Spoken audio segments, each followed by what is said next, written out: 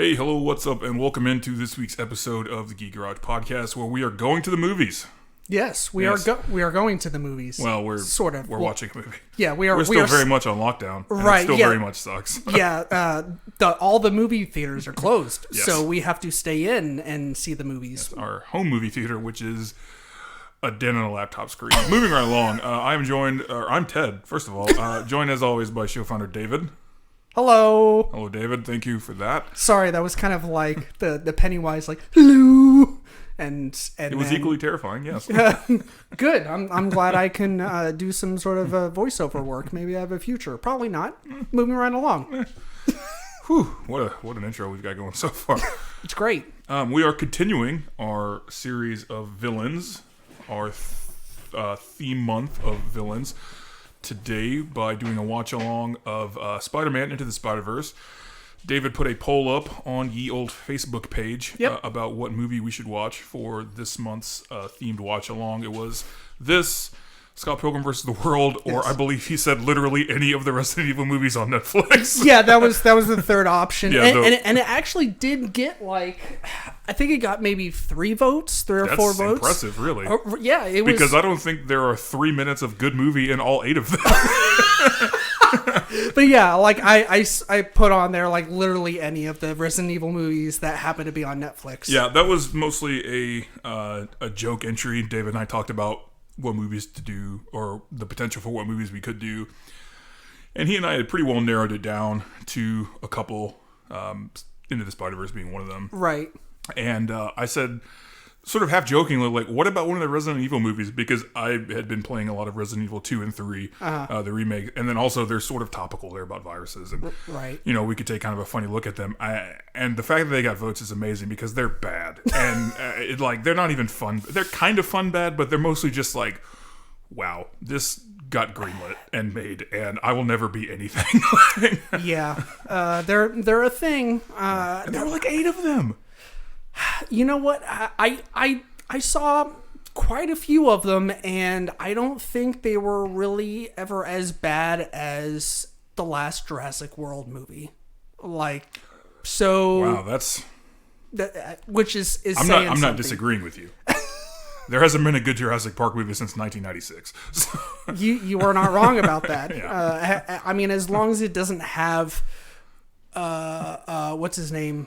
Jeff Goldblum. Yes, there we go. The guy that makes Dr. verbal Ian crutches look good. He's in it for 2 seconds. Basically, no Jeff Goldblum, no care. Yeah, exactly. Yeah. Just like no Adam Warlock, no care. Yeah. Exactly. I will die on both of those hills. Right. And we have gone terribly off the rails with... I don't know how this happened. I never know how anything happens, and yet things continue to happen that elude my understanding. Right. It's a great thing that no one listens to this. Yes, this will all be fixed in post. No, it won't. So anyway, Into the Spider-Verse pretty handily won the poll, as I recall. Yeah, it didn't win by a very large margin, but it definitely... it wasn't close necessarily either. Right, yeah. Oh, yeah, it wasn't neck and neck at any point in time. Scott Pilgrim did have a few votes, obviously more than the Resident Evil, but it... Literally any of the Resident Yeah, Evils. I want to say it beat it out by... it was probably 60 to 20 to 10, something like that. Or... Oh, that's not as terrible as I thought it would be. Still a pretty decisive victory, but not the curb stomp that I figured it probably would be. Right, yeah. No, it's... I figured Scott Pilgrim would probably put up quite a fight, but... I thought Spider-Man Into the Spider-Verse was going to win it. Well, it's newer. It's a little more right. Hip. Sure, and it kind of ties in a little bit better with the rest of our themed episodes this month. So there are some. There's some good depictions of a couple of the villains we talked about in our comics episode. Obviously, Kingpin, a different iteration of Doc Ock than the normal, short, squat bowl cut that I reminisced about. But still a good one. Still very interesting. Yes. Still a very interesting one as well. But so I'm excited. This is. I don't know that it's necessarily my favorite movie based on a comic book, but I will say it's the one that I think most accurately shows what a comic book is or what it could be as a movie, if that makes sense. Yeah, this movie in my opinion, stands alone as like a whole nother genre or subgenre rather of comic book movies. Yeah. Like, it's just, there's nothing else like it. Like the popping of like this, 3D effect, like if you were putting on like the old school 3D glasses, and like the actual like dotted effect in the very old comics. That Matrix printing. Yes. Yeah. So there's just, so much stylized editing going on in this movie that, we think. Yeah, on my Letterboxd page, I think I had a one line review that it was just like the only comic book movie that remembers what the source material is. This and Sin City. Well, yeah, pretty much. Yeah. Which again, that's kind of it kind of exists on its own plane as well. Right. Yeah. That's kind of what I was thinking when I mentioned that just a few seconds ago. Is that like this and like Sin City kind of? I mean, it just completely different approaches. Yeah. It seems like. I mean, this of course do a is. watch along for Sin City. Well, I mean, this was a little bit more. No, I'm not saying easier right since now. I'm just saying like let's put a pin in that and come back to it. I am 100% on board with that. Yeah. All right. As always, this episode will probably be more beneficial to listen to, such as it is, if you've seen the movie once before or a couple of times before. This is basically director's commentary from two people who have never done anything close to directing and never could. So, right. Yeah, we also did like zero research as far as like trivia and stuff. Like typically I try and do a little bit. So when said scenes pop up, I can be like, hey, I memorized this or took notes from the IMDb page and here I am regurgitating it. Whereas right now, for this episode, I believe Ted have done zero research. No, I never do research. I don't read the script. The script reads me. What does that even mean? So yeah, this is really going to be two idiots talking about a great movie. Yeah. But we're excited. Yes, very excited. Yeah. As always, we will start right. I guess from the intro, we're watching this on Netflix. Yeah. Where it is available, at least as of this recording. I don't see it coming off by the time this releases, but it might. Yeah, I mean, there's a chance that once the contract is up for this, for Netflix, it might hop back to Disney Plus. But as of this recording, like Ted said, it's a Sony movie, isn't it? Shit, you're right. Yeah, I guess it wouldn't be on Disney Plus. Well, like you said, I can't foresee it being kicked off Netflix. Anytime soon. So basically, once you hear the record scratch, just push play on the movie. You don't have to worry about like usual where we kind of like tell you the title from card, the DVD menu or whatever. But, just hit play from the Netflix menu or screen or whatever, and then we should start right at the same point. If you're a couple of seconds off, we're not going to have anything of value to say anyway, so it doesn't matter. Right, yeah. All right, one last thing before we get into the movie, just some updates on some events. EvilCon in Evansville, Indiana has been moved to July 10th through the 12th. We still plan on being there, but as you know, with the ongoing Rona situation, we'll see. Yeah. That does seem to be the new date, and there are still plans to be there. Middle Tennessee Anime Convention, aka MTAC, has been postponed. It has not yet been rescheduled, and we have no other information than that. We do plan to be there, but not in an official capacity, so to speak. We'll be guerrilla marketing a little bit, like we did last year. Yep. MomoCon down in Atlanta has been postponed until 2021. That's kind of a bummer, but I get it. I totally understand. Yep. So hope to see everybody there next year. Nashville Comic Con, the inaugural Nashville Comic Con, I believe, has also been postponed through 2021. Yep. Again, a bummer. I was looking forward to that. The first one is usually kind of weird but fun. So hope to see everybody next year. And then finally, Middle Tennessee's AkayaCon still is on and popping, as the youth say, or said when I was a youth, for July 24th through the 26th. We do plan on being there again as well. Despite it being a disaster last year, we still had a lot of fun. Yes. And by disaster, I mean our disaster. The con was fine. Yes, the con was great. Yeah. It's actually held at a pretty appropriate convention center. Yeah. We were just Morons. Wildly and disastrously unprepared. Although we did learn a lot and make some friends. Yes. And we had our table yeeted by a demon person, which I don't... Yeah, I don't know what her cosplay was, but if she told me demon, I'd be like, yes. Devil, demon. Right. It's probably My Hero Academia. They're always fucking My Hero Academia. When in doubt. But when in doubt, assume. Right. But yeah, as of this recording, those are the rescheduled dates. There's also a possibility that all of them will be postponed until 2021. That's not my word, of course. Like Ted said just a second ago, with the dates.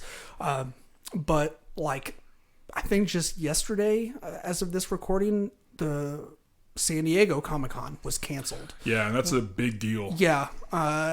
That's the first time it's ever been canceled. Right, yeah, and it's been running for like 50 plus years. 51 years, I think. Yeah, and this is the first time they've had to cancel it. So again, I totally get it, and it sucks, but I understand. Yeah. Hopefully, especially with some of these smaller conventions that don't have the corporate backing or the big money backing, they can still go off, because there's a lot of money, there's a lot of volunteer hours, there's a lot of time tied up in these, and I'd hate to see anybody lose out on all their hard work. Right. Especially for, like I said, some of these that are like a labor of love, more so than just like a get rich quick scheme or a professional sort of thing. Yeah, but at the very least, they're getting rescheduled for next year. So that's good. Life finds a way. It really does. Yeah, I tied that back into a bow for the wrong movie. Anyway, back to Into the Spider-Verse. Without further ado, David, hit the music. Let's get this shit show on the road. Let us do that. 5, 4, 3, 2, 1, 0. All engine running. Liftoff. We have a liftoff.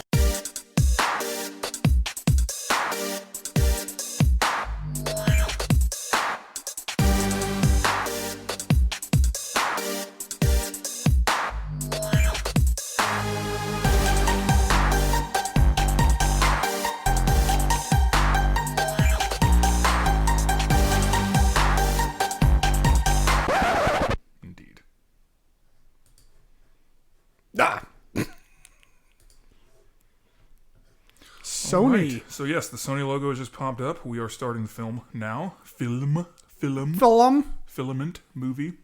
I love that fade into like the dot matrix. Yes. Art, that old school dot art style from comic books. Yeah. Once we're done with this podcast, I'll go research exactly what that style is. I mean, it's really just I think that's just how they got printed, because that's what the technology was. I don't know that it's. I don't think there was like an art style like Art Deco or. Right. I mean, that's literally how dot matrix printers printed is little tiny dots, and they had to, deal with what they could get away with. So. What this has to do with Spider-Man? No idea. No idea. A little bit of edumacation on the old school printers for the youth. Yes.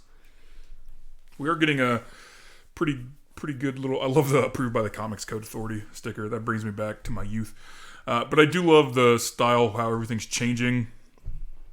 All the backgrounds and all the art styles are changing as we go through, and then it goes through and it's got that very like comic style. Right. The credits are awesome. Yeah. Yeah. God. I mean, I'm gonna try and refrain from saying like the fucking animation in this movie is incredible so many goddamn times. Is, though. But yeah, it's so busy, right? Like you watch a lot of animated movies and like the animation's good in them because they're like full length feature films and everything, but great little callbacks to the first Spider-Man trilogy from right. Raimi, yeah, still the best. Fight me. Yeah, this movie I remember kind of it felt like it came out of nowhere, and not only did it, we were all kind of surprised by a Spider-Man, but we're all like, how does this fit? Where does this fit in like all the Spider-Man stuff that we've gotten so far?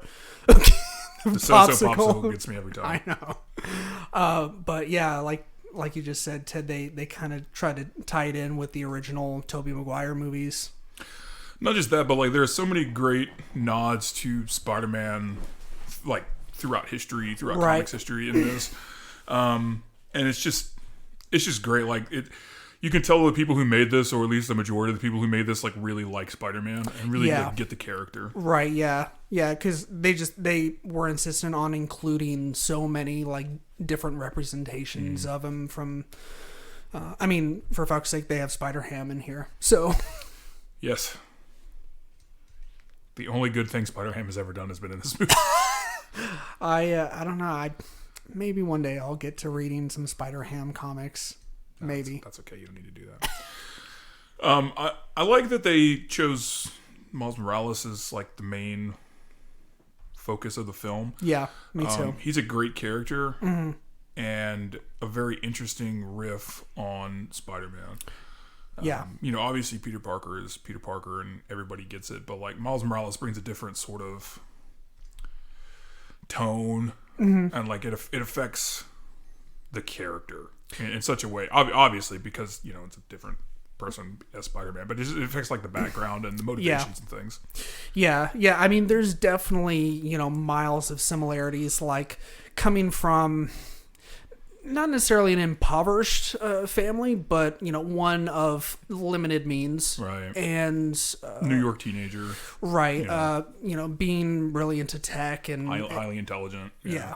And so there's definitely a lot of similarities, but yeah, like you said, he does bring in a few different things that the traditional Spider-Man, doesn't. Plus, he has some really sick J's, as we see right there. Yes. I've always been kind of jealous that I can't pull off the skinny jean. I mean, I can do like a slim fit. No one should pull off skinny jeans. Like the skinny jeans with like the big shoes, like I just look like a fucking moron. Yeah, that's because everybody does it. Looks like a fucking moron. Of course, he got busted by my old dad. Pops. Yep. Happy.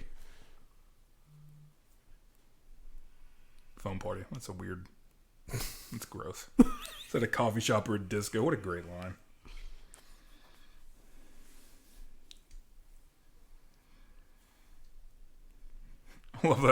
I love the dynamic here between the father and hating Spider-Man, because like Spider-Man is one of the few superheroes that is pretty much universally beloved by everyone, Right. including like the New York PD for the most part.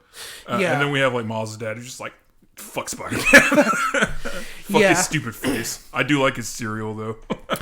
Nah, I definitely got the gist, like reading some, just going through a few Spider-Man comic books that, like you said, a lot of the people on the police force are kind of like for Spider-Man or in his corner, but there's a few that are pissed that he's like, they just see him as the vigilante, and which he is.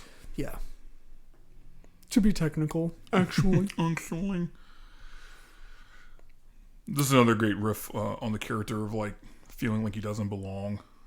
Right. Like fish out of water. That's and Uncle Aaron. Let's remember that. Yes. Let's put a pin in that, children. Yeah.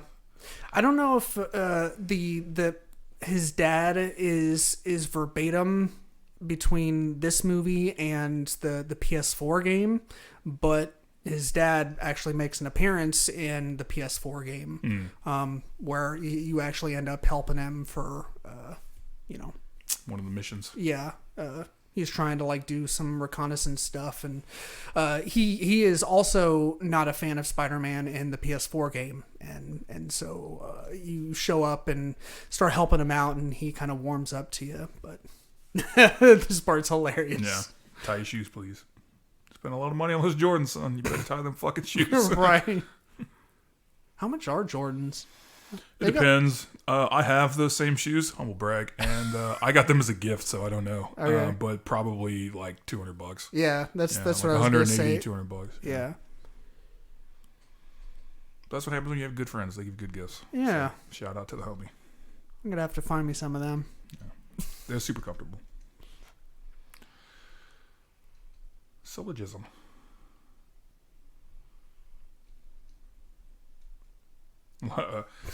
This is a ye old montage. Still a very effective way to show, time passing and different shit. Right. That's also a fuck ton of textbooks. Yeah, I mean, I get that this is like there's a character we'll see again. Yes.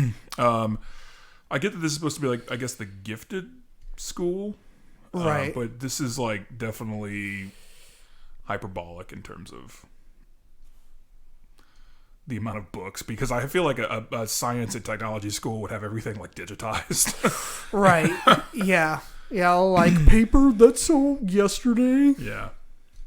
There's another character we'll see more of. Yes, Miss Gwen Stacy. Yeah. I love her character in this. It's great that she doesn't die in this one. Spoiler alert. Spoiler alert. Two spoiler alerts, actually. Well, we told you in the intro that we highly suggest that you see this movie. Yeah. Also, if you call yourself a nerd and listen to this podcast but haven't seen this movie, shame on you, and you don't deserve a spoiler alert. I think more so if you don't know the character of Gwen Stacy and you have any knowledge of Spider-Man, you've done something very fucking wrong somewhere. Right. That's like one of the most recognizable, most known like storylines is the Gwen Stacy. You know what? None of this matters. This is Yeah, not- it's just as synonymous as like Bane and Breaking Batman's back. probably even more so. Right. Great Expectations. God, that's a lot of fucking books. I never. This is one of the things that I don't think fully works in the movie. I think it's too on the nose, because obviously, like the famous line about like great power comes great responsibility, which is a riff from Great Expectations, and they're making him read it. That's like a little okay, all right, you know. Sure. That's not as clever as you think it is, you know. Sure. Yeah. I didn't really pick up on that. I don't think when I watched this. I've only actually seen this movie a few times, like once all the way through at the movie theater, and then like I kind of put it on once or twice, like while I was just doing house chores. So Shout out to Biggie Smalls. right. Still surprised that is in this movie, but not against it. Uh-huh. Love Biggie. The only Christopher we recognize as Wallace. That's not this anyway. The voice actor that plays his uncle is actually Isn't that Mahershala Ali? Yeah, thank you. I was going to butcher that name, but he's making He's starring as Blade in the MCU. yes, yeah. So Fantastic actor, has done a lot of good movies. yeah. So when he does Blade, that will be like at least his third or fourth role in comic book movies or, I know. shows. I know He was he did Alita, and his role in Alita. When I saw the trailer for it, I was like, if he doesn't play Blade, his agent fucked up. yeah, and he was Cottonmouth in Luke Cage. Okay. And then, of course, he was the voice actor in this. And then, like you said, Blade. Doing Blade Whenever in that phase comes out. whatever 30,000 of the MCU, which Did they decide to make it part of the MCU? I thought they wasn't did. sure if they because decided. they introduced him at that big like Marvel Okay. announcement show they did. So I couldn't think remember if they that might have been was that a Comic-Con last year? I can't remember. maybe I couldn't remember if they decided to make it like a standalone, like Deadpool or this. Well, anything that's going to be under the Marvel banner is going to be part of the MCU, but like Deadpool and this and some of the other Spider-Man films and the X-Men films have been under different like production studios, so they're not Yeah. part of that continuity. Yeah. Although I guess the newer Spider-Man movies have been in conjunction. Yeah. Although it seems like there's going to be some crossover because with the what is it, the Morbius movie, there was a teaser at the very end of the trailer with Michael Keaton as The Vulture. the Vulture? Well, like I said, they've got some continuity there because and then you see the spider. Sony and Disney have decided to play nice because they're like, hey, Right. we can make a shitload of money. yeah. Like, we can make more money. But here's the thing is, like, Sony doesn't need Disney. They made Venom and made $1 billion. It's a dog shit movie, but it made a lot of money. I don't know. Maybe their thinking is that they can make more money if it's part of the MCU as opposed to not. I don't know. Sure. I'm not an executive there. It doesn't matter. Yeah. I do like this graffiti sequence here. This is dope. Yeah, this is really great. I mean, this has nothing to do with this scene, but it just reminded me. I saw this video on Facebook last night of this guy who does neon graffiti to make it look like 3D and like it looks straight up like neon signs. Yeah. And it's fucking incredible. I wish I could find his name, but if you just Google like neon graffiti artist, it's he's pretty great. I like graffiti. That's pretty great. Yeah, this is dope. This is way better than writing a dumbass paper. Yes. Go vandalize some abandoned subway. Lines, yeah. Yeah. That's what the youth do. Yeah.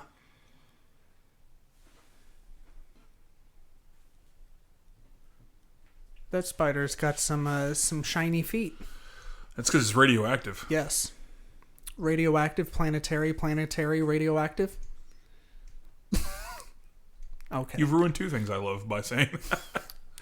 I just said the lyrics. Okay. I think you're. Oh no! He bit him in the hand. I love that how it like switches to like the comic panels. Right. It's Yeah. so dope. It's an interesting take on, and I love the like the right. the subversion of him just like swatting the spider after him having that reaction Yeah. of like freaking out. Yeah. Like fuck you. Yeah, like you see his like DNA and his blood cells and everything changing, and then he's just like, Whatever. Yo, whatever. This ain't See, even my my whole whole night. night. Yeah. and then he sleeps for like a year and a half. Yeah, like you were saying earlier, you can tell that the people, just everyone involved with this movie, like really cares about like the source material Yeah. and the history, and they really wanted to do it right. So he's grown like 6 inches.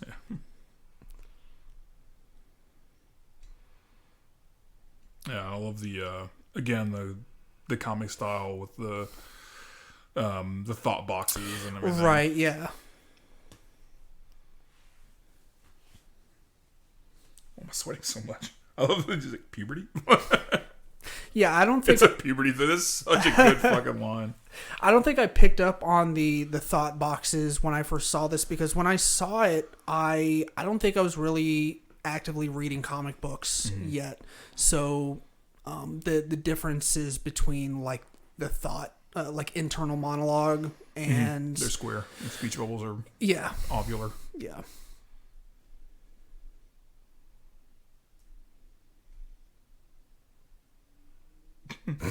I love the obvious like lying.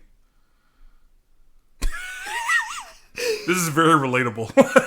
Yes. To teenage Ted. He remembers this all too well. Yeah, if you weren't ever a dude who like thought about making the most subtle of movements like this, Failing miserably, you don't get it. But Right. believe me, yeah, you didn't miss much if you.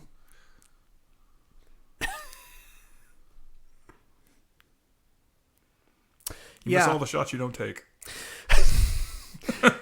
Some of them though, you should pass. Right.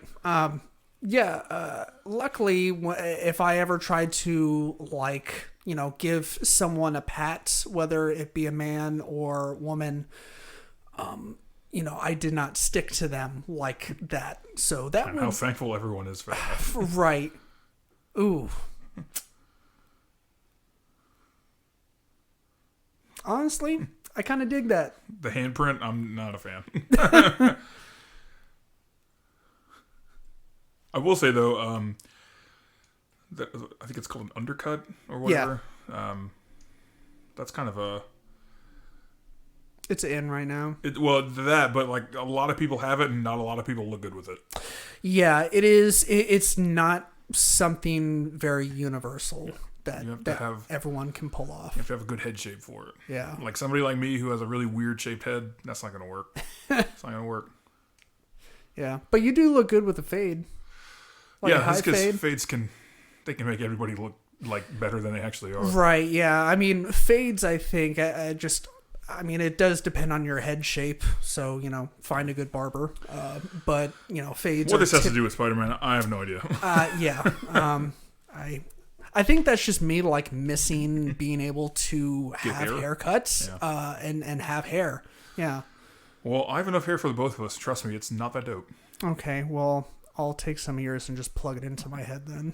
I love the it's very Spidey. Right. That is one of my favorite jokes in this movie. Is the Spider-Man Christmas album. Yeah. It's just so absurd, but it works so well because it's one of those things where it's like that's such a legitimate thing. There are so many Spider-Man tie-in things. Right. The Christmas album isn't that outside of the scope of believability. Yeah. This is a great number one. It's a great little sequence of Right. Yeah. the camera and moving around and everything, but it's also a great like discovering his powers sort of sequence. Yeah. Which is pretty typical in like all the Spider-Man films. That's not normal. She's probably thinking like, oh, there's other people that can do that. Puberty.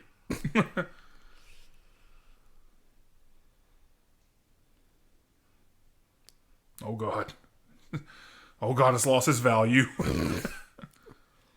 Oh no. How could there be two Spider-Men? Well, buddy, it helps if you have a PhD in molecular physics, but... Or you could just do what Doc Ock did in Superior Spider-Man, and as your body is deteriorating and decaying, find a way to switch bodies with Peter Parker. Dragon Ball Z did it first. Well, I don't. It's a joke. Although that is literally a storyline from Dragon Ball Z where Captain Ginyu switches bodies to Goku. That's cool. Yeah. Hey, Dad, I'm running a subway, and also puberty's a really weird piece. I can stick to things. I don't think I should be able to stick to things. I haven't had physics yet, but I don't think it works like this. Not, you know what? We're gonna let that. All right, suck a fuck. You're being crazy, Miles. You definitely didn't just climb off of a building.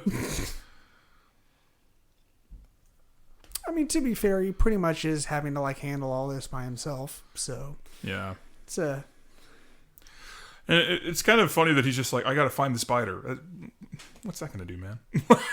I mean, he could if he. There it is. He could take it into the lab. A lab. It's true. It's a normal spider. It's literally red and blue, dog. Like, I don't know.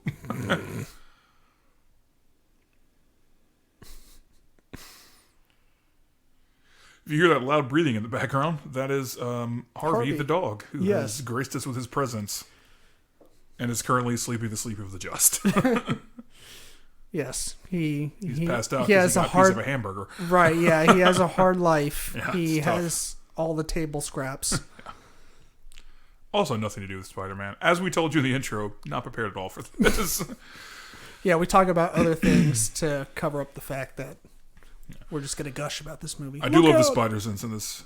Yeah, Like, the representation Oh, yeah. of it is awesome. In the live-action movies, they've pretty much done the the close-up on the arm and you see the hair standing up. Right. Or they get like a shocked look on their face. But then, in this, because they're not bound to the constraints of like reality or, it's just boundless imagination, they can, Right. do cooler things like that. I love this Staten Island maybe, but no, Brooklyn's got to stay. Poor Staten Island.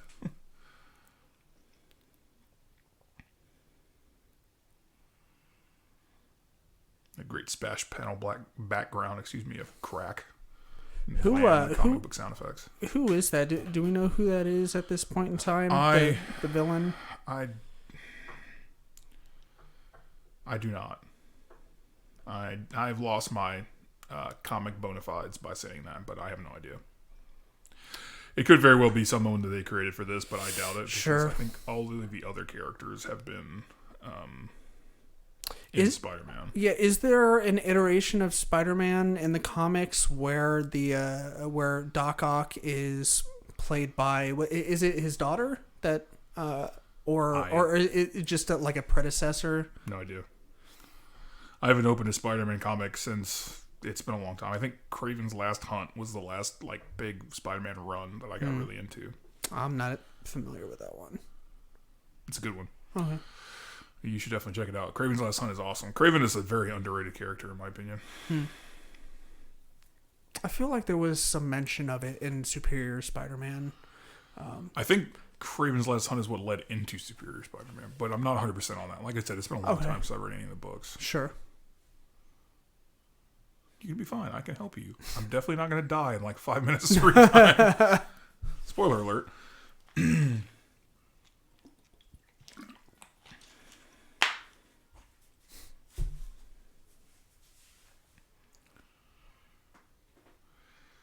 This is another great iteration of Spider-Man of like the wisecracking, classic sort of like insouciant, not letting his true like terror be known. Yeah. Yeah, it's I mean his humor is many things, including a coping mechanism. Yeah. For which is drastic, what I can only assume is horrific PTSD. Right, yeah, it's one long laugh to keep from crying situation. Yeah. All the sequences that take place during this movie in this room are awesome. Yes. Yeah. And again, just the animation in this is just like it's balls to next level. Yeah, balls to the wall, fucking fantastic. There's not another movie that looks like this. Oh yeah. Like when I watched this movie for the first time, I literally that really looks like Green Goblin to me. I know it's not like the classic Green Goblin, but right? Kind of like a mix between Green Goblin and Killer Croc and a little bit of dragon, like just a dragon. Yes, Smaug. Yeah. Here's Kingpin. Yeah, with his big ass shoulders. This is such a weird portrayal of Kingpin in the animation style, not in the character, right? But just in the sense of the animation, and it's really reminiscent of a particular artist rendition, and I cannot remember who it was, but where they also drew Kingpin as like taking up the entire page, which is an interesting choice to say the least. Yeah. But I mean, I guess he's a larger than life character, so make him larger than life, you know. Right. I mean, it makes some kind of sense, I suppose. Right, yeah. Jesus. This movie, I just thought about this. Like, the animation is great, but then again, if you have epilepsy, don't watch this movie. Oh, well, I mean, depends on the kind of epilepsy. Okay, if you are photosensitive, Yeah. if you have if you're high risk to photosensitive images, then yeah, should steer clear. What's your take on head trauma?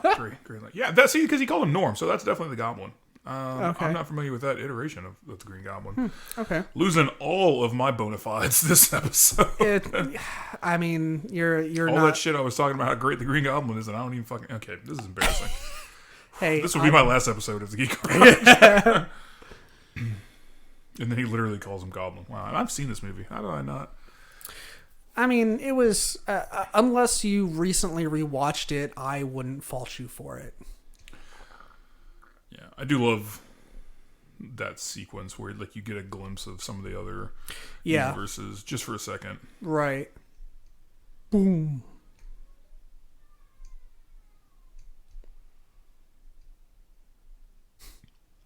And everything's destroyed. Yeah.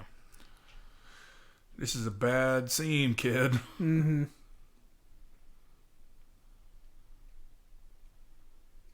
See, if you just stayed your ass at school. There was a part in Superior Spider-Man, like towards the end, spoiler alert, when Peter finds a way back into his body, and I mean Doc Ock basically just gives up, and he's like, "All right, fine, you can have your body back," and he goes to hunt down Green Goblin. Green Goblin's still under the impression that it's Doc Ock in Peter's body, in Spider-Man's body, and Green Goblin makes some sort of crack, and Peter goes like, "That's real good coming from someone who wears a purse," and he's like, "Peter, you're back." I just love how that was like the giveaway. Yeah. Oh, by the way, you get to be Spider-Man now. Do what? Do what now? What?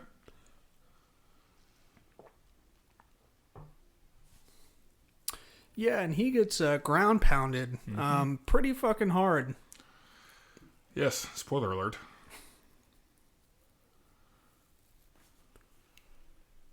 Tombstone, that's the name of is that the name of his uncle? Uncle Aaron. Or is that the other guy?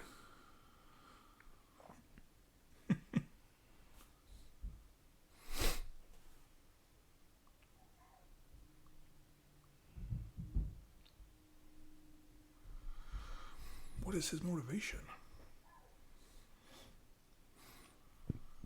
Scary, scary monster claws.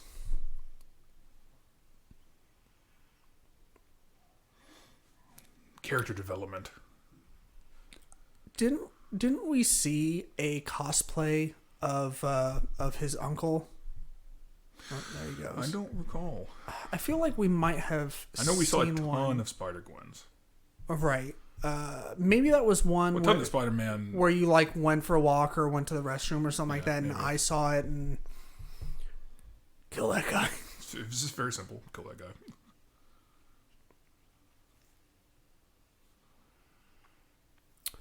He is going very fast. Yes. Well, He is also going very fast. Well, pretty sure he has like space boots or something. Rocket He's got boots. Jordans on. I love the Predator view there.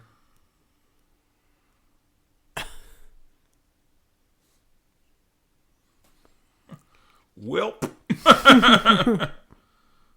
Snicked. Very classic comic sound. Yeah. It always baffles me how the writers and artists of comics come up with those, like the sound effects, like, and to verbalize the sound effects. Yeah. Like how that they come up with that. If that makes any sense. Like I'm like I can most of the time I can like envision when I'm reading like or like hear like what the sound effect should be, but it kind of like baffles me. It's very good onomatopoeia. Yeah. Yeah, that was a cool shot right there of the back tire and Reminded me a lot of Akira. right. Yeah, I love this. I think it's Banksy. Fuck Banksy. is that guy still like elusive? Like Yeah. It's still not known really who it is. yeah.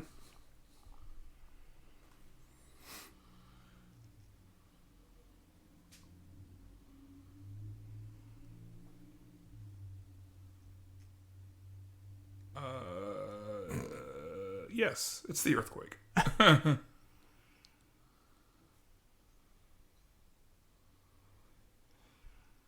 love the dichotomy here of like the tough dad and the nurturing mom. Right. Yes, Harvey, tell me more. Harvey's just like doing old man grunts. Yeah. You know how I feel about Spider-Man. Be a menace. So his dad is African American and his mom is Latina. Hispanic. I think canonically Miles is 100% black. Afro-Latino. Oh, okay. So he's like African American and Puerto Rican, I think. Okay. I think.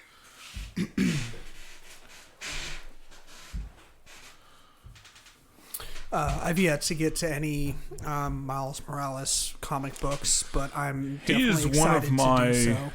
he is one of my favorite iterations on the Spider-Man character. There have been a lot of different ones, and I think Peter Parker will always be my favorite just because that's the one I grew up with. But Miles is definitely close number 2, especially after this film, which is like Right.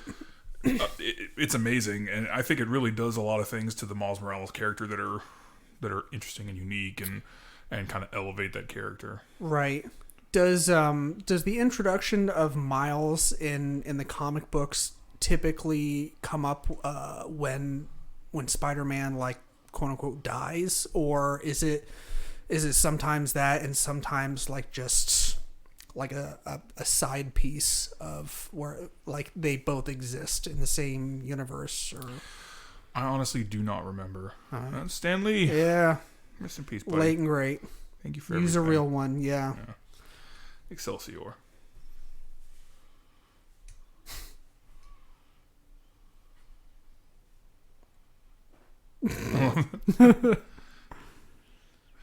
One of the best Stan Lee cameos. Yeah.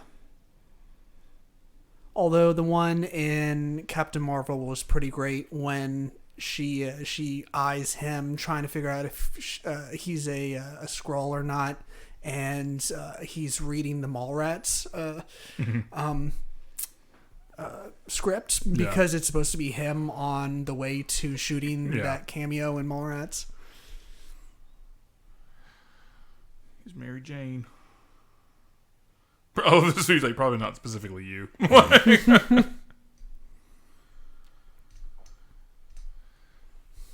This is such an interesting way of him like learning to be Spider-Man. Right, just going straight to the source material. Right, reading the comics. Yeah. And this is one of my favorite scenes in the whole... Maybe my favorite scene in the whole movie. Running up the stairs, standing at the ledge. Is he going to do it? Is he going to do it? And then... Wait for it. Cut to running down the stairs.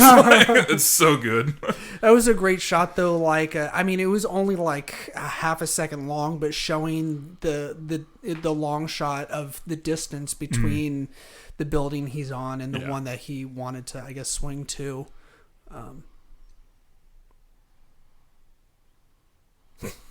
Tie your shoes. Yeah. I love the A's, the aw coming down. Right. Whew, he's having a bad day. Yeah, that's one thing that him and John Wick have in common. Falling, hitting a bunch of shit down to the ground. At least he still has all his fingers. Right. John Wick only has 9. As far as we know. Well, and a half. Yeah.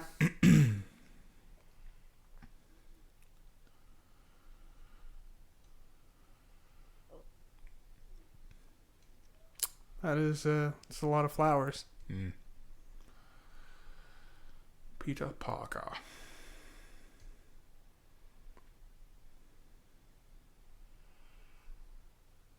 So I think when I went to go see Spider-Man Homecoming, this played at the very end credits. Like this was the end credit scene. Like after like all the credits, it was just like a clip from. It was like it started right here and went all the way through, like, you know, him being dragged like by Spider-Man's like zapped out body. And I think the clip was maybe like 5 minutes long, but we were just like, what the fuck is this? Yeah.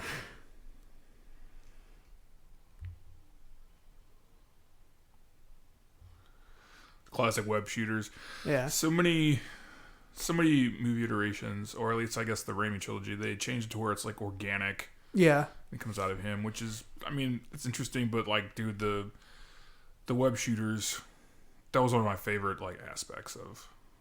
Yeah, and so like canonically, the web shooters are typically like man-made. Yeah, he designed and created them. Okay, I guess I always, since the Tobey Maguire movies were kind of my first like major foray into this whole Spider-Man stuff, I kind of just took that as, you know.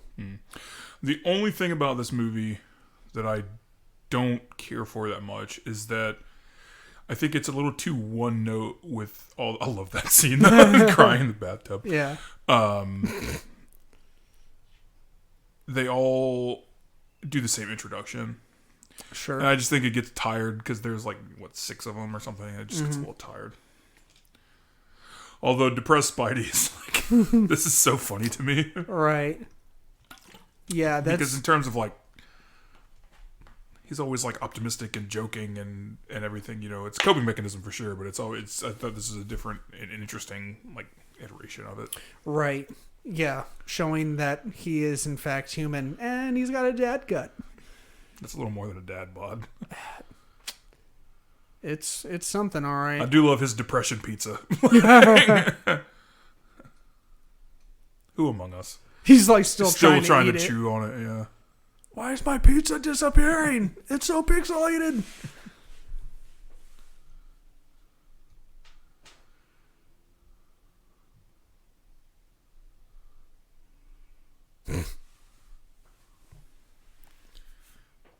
His crummy studio apartment. That's very New York. Yeah, I bet he pays like $2,000 a month for that. Probably close to that. Blunk. No. Dum, dum,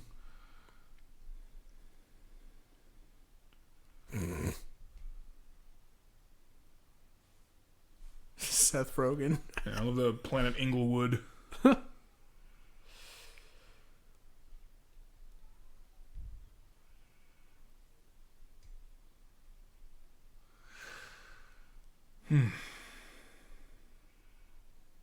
It's very sad. You want to know what happened next? I got shocked by some fucking punk ass teenager. Some third-rate costume. I love that it's PDNY and not NYPD because apparently, they couldn't play nice at the police department, which I get it. Fuck the Yeah. police.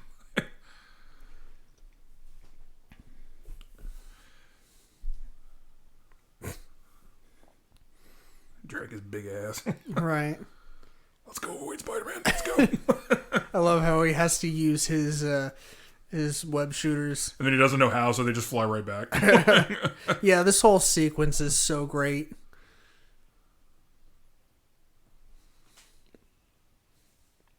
It's like it's like failing forward for like Yeah. 5 minutes.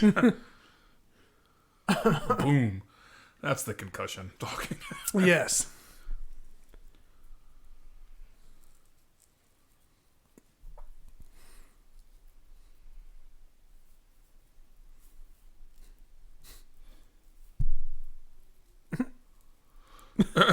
Poor bike messenger.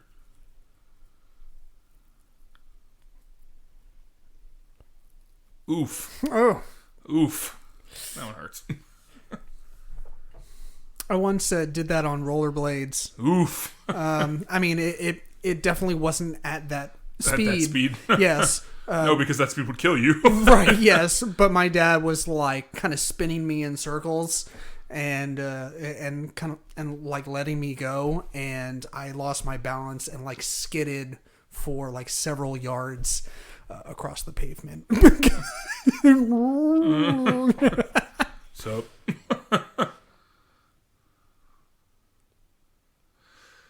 That was a great line that we missed where he's like, there's Spider-Man dragging a homeless man. Or a dead body. Yeah, and typical New Yorkers just being Young like, man well, shoes. par for the course.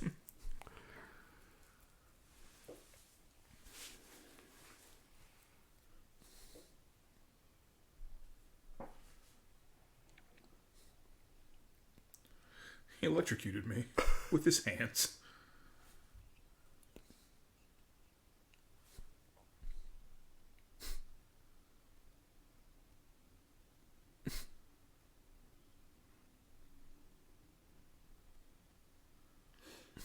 I I love- am Peter Parker, you fucking moron. He's got two different shoes on. A different shape. Just call him fat. Yeah. How gauche.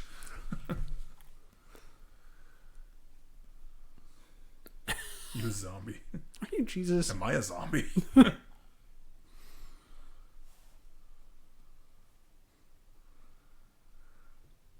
Actually, Puts us all together very quickly. right. We learned about it in physics. That's such a great Peter Parker answer. I mean, Yeah. obviously that's Miles Morales, but that's Right. such a great character answer for Spider-Man. Yeah.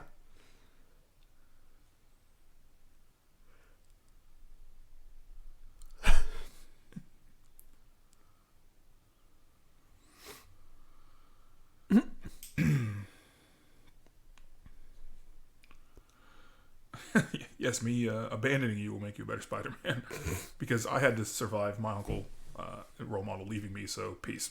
I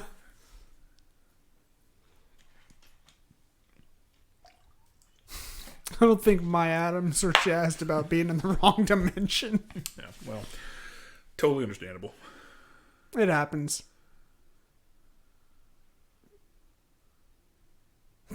Bitter Jaded Spider-Man is yeah, he's a good one. Not as good as Spider-Man Noir, who will be making an appearance later on. Yeah. Who is the greatest Spider-Man character that has ever existed. And I will die on that hill.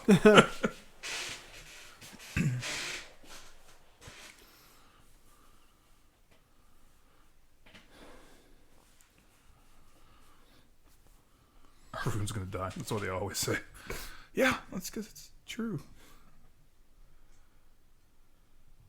I love that shot. Yeah, it's good. That's very cool.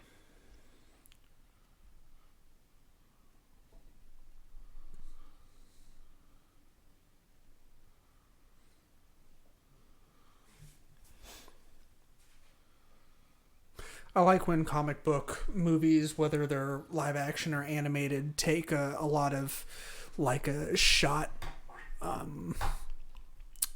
similarities between or from like comic books. Yeah. Like and find a way to make it work, on the big screen. Just to kind of like pay homage. Yeah, Zack Snyder made a career out of it. Yeah.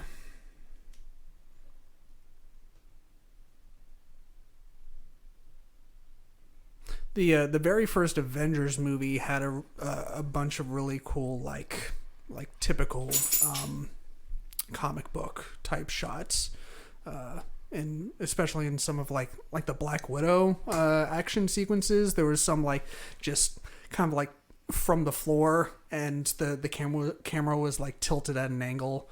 So yeah, it's too bad the rest of that movie was a terrible disappointment.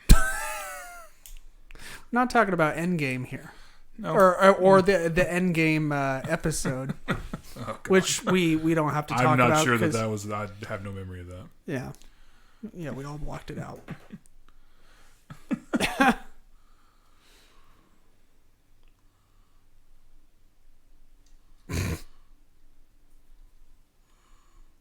I'm not very liquid right now. Can we focus?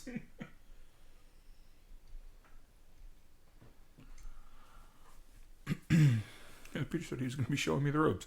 And then he got his shit pushed in by Kingpin. So I don't really know. Yeah. Baby powder in the suits. Yeah. No chafing. That seems like that's my big thing against superhero costumes is like you're telling me none of them have like diaper rash. Right. Those things have to be chafing nightmares. Love the hand where he's stealing the fries. Yeah. Hey, Alchemax, I remember that. I'm not swinging to the Hudson Valley.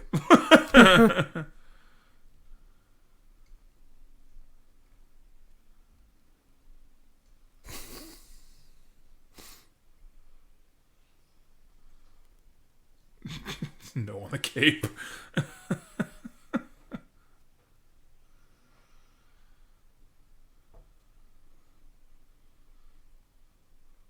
There's a lot of meme potential in that one. A lot of good ones.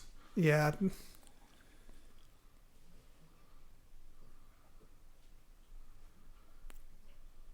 Just an excellent sequence.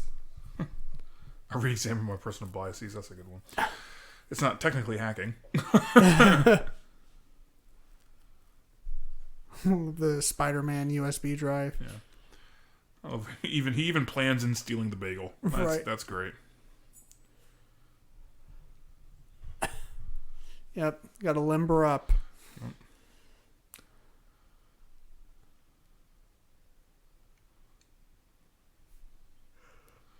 Broke Hobo Spider. Janky. I'd rather be with the other Spider-Man.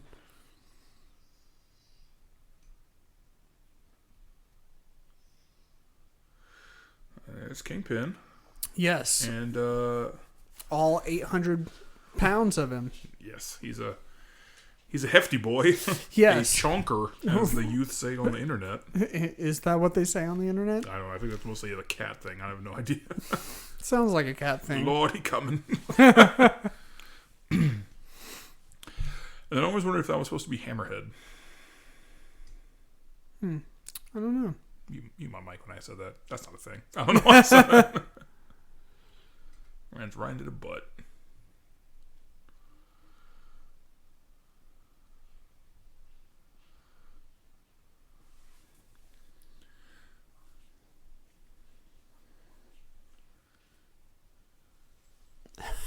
Most people I meet in the workplace try and kill me. Nice change of pace. I do love that he has the like cheap mask, so it's got the giant actual eye holes cut into it. Right.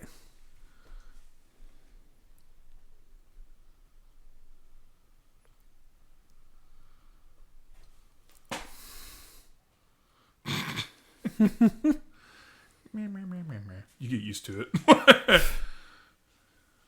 You got 24 hours. And boom. Yeah, they do quite a bit of like making fun of the typical like Comic book tropes and cliches. yeah. It's always great when they do that in movies and it actually works, pays off. Yeah, a lot of movies try to be self-aware and fail miserably. Yeah, it comes off a They little just look too at you and they're like, heavy-handed. "Oh, get it? We get it. We're in on the joke." And it's like, Right. "No, you are the joke. That's yeah, the difference." Yeah, you're just trying too hard. Yeah.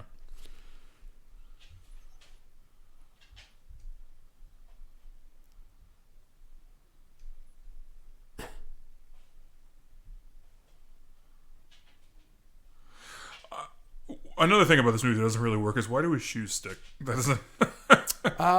That's a great question. I don't know. Unless, of course, I'm led to believe that he has his feet up there just for like balance or I don't know, something. I maybe it has to do with his electromagnetism as opposed to like having like the little mini like feeler things that allow spiders to stick on things and climb up walls and whatnot. That probably makes as much sense as any other like in-universe reason for it. So sure, let's just go with that. Yeah, yes, my word is sacred. I love this. Hey, didn't see you there.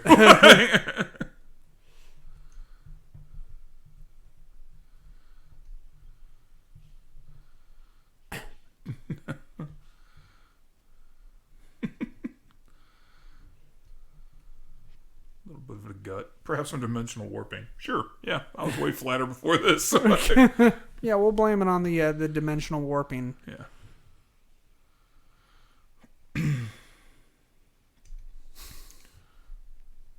Good day with 35. That Oh hurts. my god, that's shot of the computer desktop.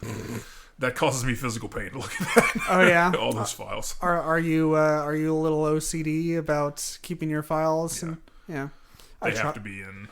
I try to be. It's definitely easier to. I love this. He just is like, fuck it, takes the whole computer.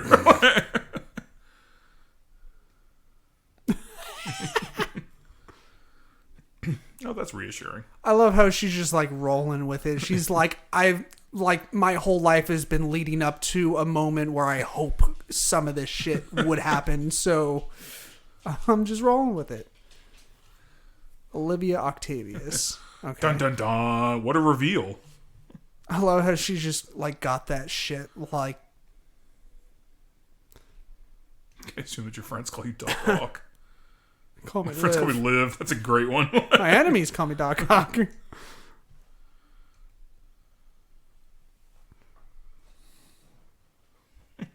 Thankfully, this one doesn't have a very, very terrible bowl cut. Yeah. She has a much more, respectable, professional haircut. Right. There's a.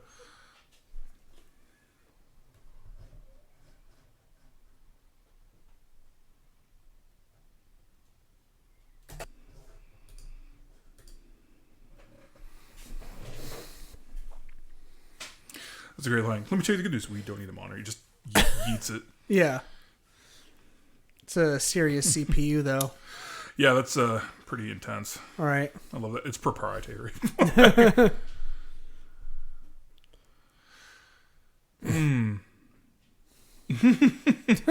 Selecting a bagel.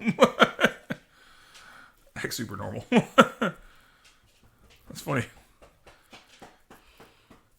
I love that shit. Now we do a switchy. What the fuck? What was that, like a fucking spud gun? Yeah. No, I think that's the bonk with a bagel gets me every time. You're No, I'm right, pretty yeah. sure those are lasers. Oh, yes, indeed they are. This sequence is really cool. Yeah, Isn't this where Gwen Stacy comes up? I believe so. Yeah, Spider-Gwen. Yes. That is a very popular cosplay among female fans of Spider-Man. Yes. I mean, I'm definitely not against in any form or fashion women who want to cosplay as Spider-Man, but the Spider-Gwen, that's pretty classic. It's a good one. We've seen a lot of those. Some of them have gone a little further with the commitment than others. We saw one at GalaxyCon that had like the hair not only cut but also like kind of almost dyed the same sort of dirty blonde, and I was Right. like, that's fucking commitment. Yeah. She, I don't know if she planned on spending, quite a bit of time without the mask on, but either way, I mean, yeah, the whole look with and And without she the had mask, the eyebrow Right, thing too. I yeah. was like, that's hard. yeah, it was legit. It's fun to run into those people that like really pull off the next level. It yeah. Yeah.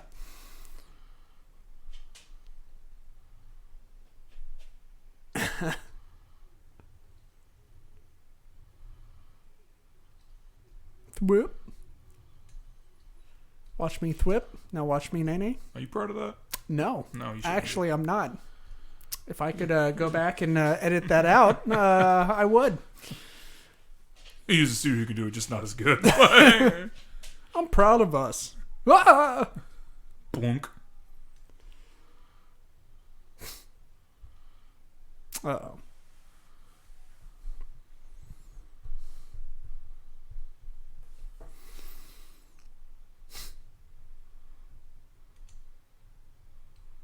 Yep, there she is.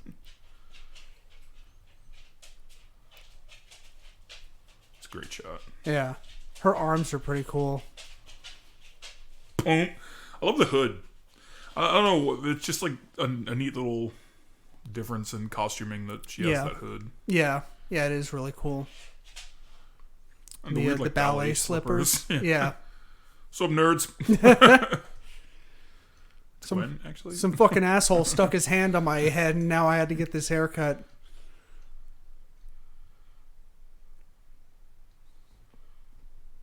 Spider-Gwen.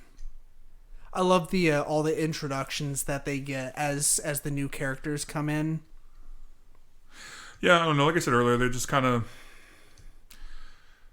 By the end of the movie, you're like, wow, like a solid 40% of this movie has just been character introductions. Kick the lizard's ass. Peter Parker died like a punk. Very hairy punk, it appears. Little goth. I don't do friends anymore. Okay, cool. Just say you're not popular. Just, shower more. I don't know. Right. Well, I mean, if all your friends keep dying, then,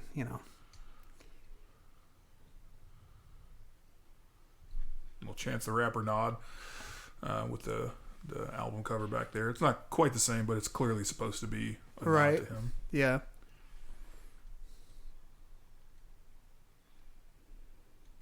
Her spider sense is like way good because it straight up told her where to go. Whereas most Spider-Man or spider characters is just like, oh, there's danger. Hers was like, yo, do this. Right. It's just like a giant fat neon sign that says. I was gonna say it's "Go basically here." like a video game compass where it always tells you where the next objective is. Right, yeah.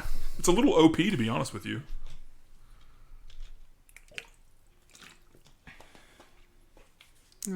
There's a sequence that we're familiar with Kingpin, and he's not allowed to have love. Yeah, well, I mean, he does weigh like 9,000 pounds, so it's okay. I can say that I'm a fat person too.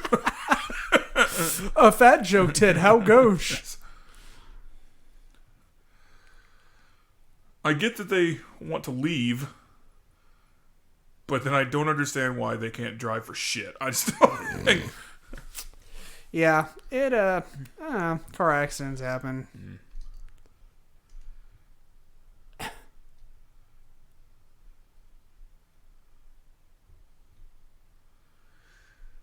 killed Spider-Man.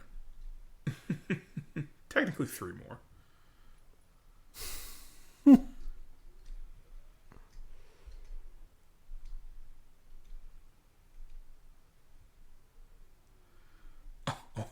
I love that the plan was like, you get to have your family back. We just got to kill like 4 more people. Except like they all keep coming. Like, so it turns out to be like 8 spider people. Which is fitting because... Yeah. Yeah. Yes. For obvious reasons. Funny to me that she's still in costume. Yeah, I guess in this universe they're not familiar with Spider-Gwen. I So guess. Maybe she just didn't bring a change of clothes. I don't know.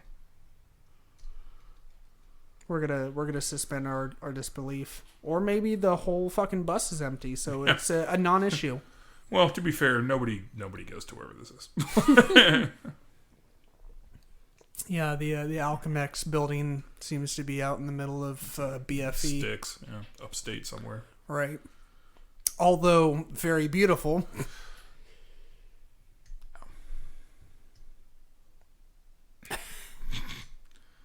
We should probably go. We're literally on the doorstep, bro. Somewhere in Queens. Yeah.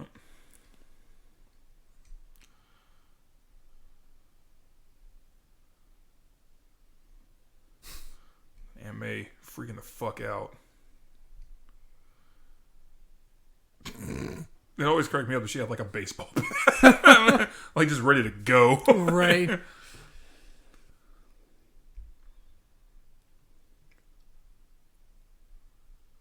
Alternate dimension. Why do you know that? It's kind of been, you know... This iteration of me has not had a good run of things. I love that they shame his sweatpants. I will not stand for this. Sweatpants are comfortable, goddammit. That's right. It's ironic to me that they're called sweatpants and yet nobody uses them to work out. It's because sweatpants are actually like pretty miserable to do any like cardiovascular exercise in. Yeah, Like your legs They were are not like well on, thought out. No, they might as well be on fire Yeah. if you're like running or They're doing- basically like one piece of sawdust away from an ignition exactly at all times. right. Yeah, this place is It's pretentious. such a great fucking line.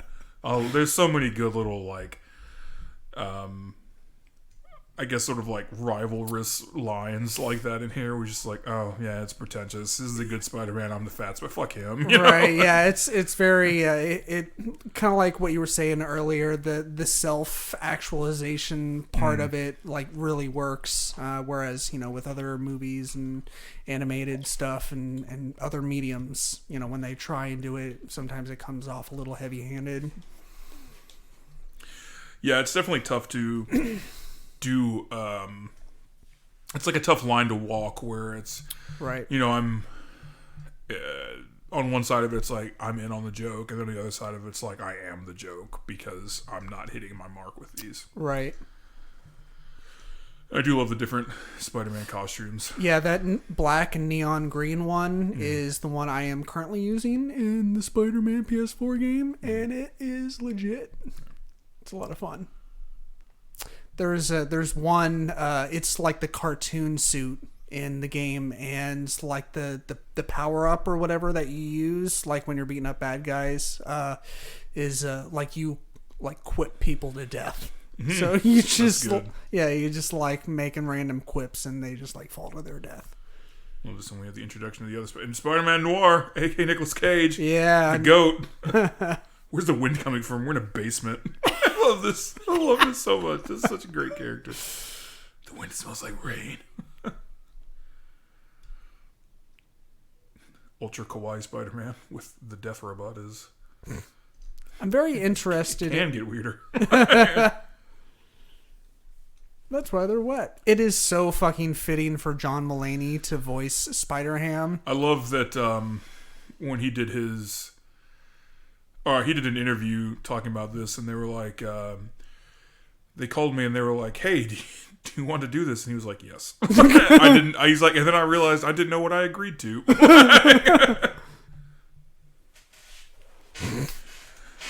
1933. Spider-Man Noir's intro is the funniest one. I'd like to drink Ed creams and fight Nazis. That's a man after my own heart.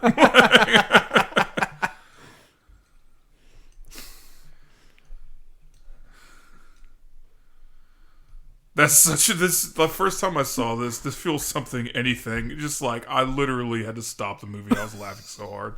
It's pretty good.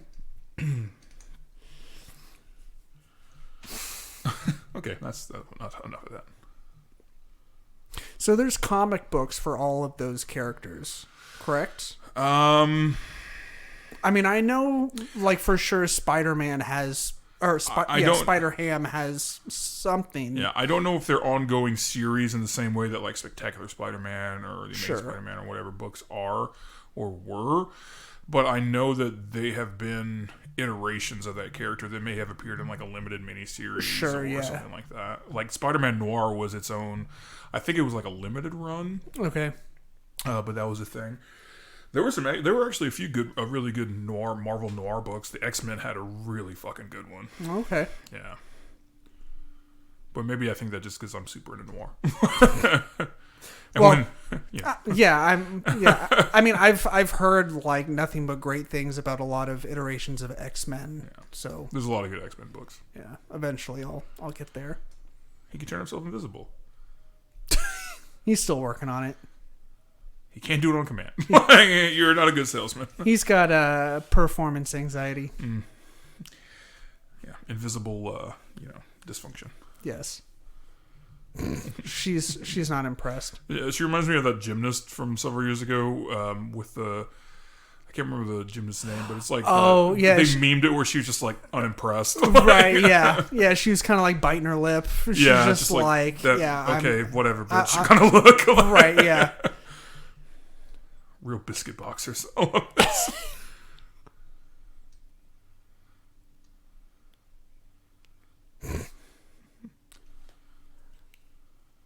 Can I what? And then the entire time you just like surprise attack. They're all like giving him shit. The moral ambiguity of his violent actions. They're all giving him shit, and he's had his powers for like a day. Yeah, like seriously, like 12 and a half hours. Right.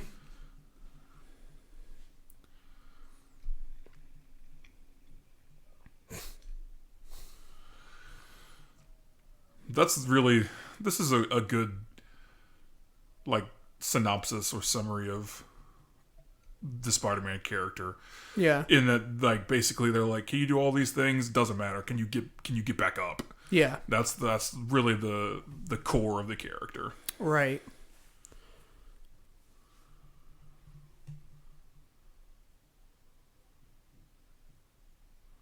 Just looking at us right now when we talk about it. Yeah, it's like can you get back up and still have like the same positive attitude? Yeah, that heart and moxie. Right. Moxie's a good word. We should bring that back. We should. I dig it. Yeah. We've decided. The Geek Garage podcast has decided. Right, we have spoken. I demand all of you begin using the word moxie in typical conversation again. Right. In fact, let's just like open up the dictionary from like 1950 and probably more like 1935. Is that one what Moxie's from? Yeah, sure. I guess more of like the Roaring 20s era. The character of Spider-Man Noir that just said it's from like 1933. Sure, yeah. Which is weird because I don't think there were Nazis yet in 1933. Although, you know what? I'm very pro punching Nazis at any point. So whatever in whatever timeline in history we're in, punch Nazis in the face if they exist. Yes. Very pro side of that.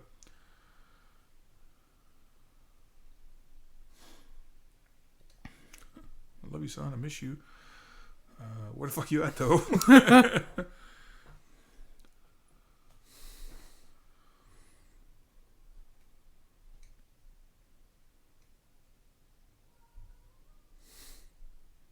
a very sad scene here. Uh-oh. I believe this is the scene where they run into each other again, but then there's the big reveal that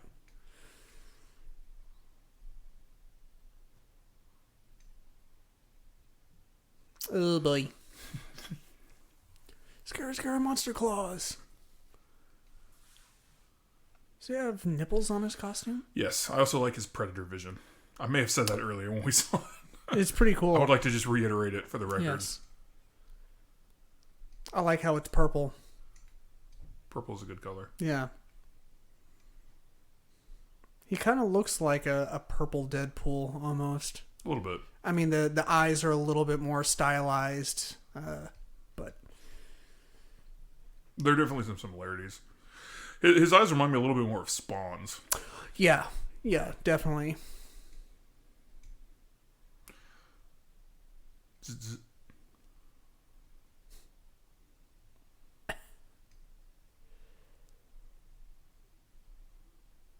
Dun dun dun. I never quit.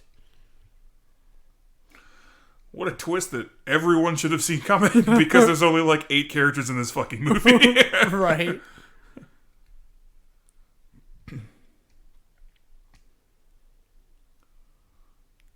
Why you do that in the first place, man?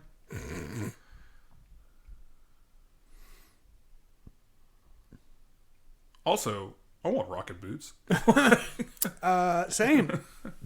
That would be a lot of fun. Yeah. What kind of bullshit universe is this? We don't have fucking rocket boots. Right. Trash. Get on that, Elon Musk. Yeah. No, You nobody and- cares about your shitty truck. We want rocket boots. Right. You and your not Cyber El not, Camino. not a flamethrower making ass. Yeah. Why don't you make not rocket boots? Love that Red X. Good joke. It's funny. It's funny. It's a big hat. It's bigger than your average hat. What I want to know is, what are that man's claws made out of? Maybe adamantium. I was going to assume like adamantium or vibranium or something, but how would he have gotten? You know what? None of this matters. None of this matters at all. What's his name? Claw? Ulysses Claw? Sure. None of this matters. He went to JCPenney. In this universe, JCPenney is still a thing. And somehow they carry vibranium. Yes. Seems legit.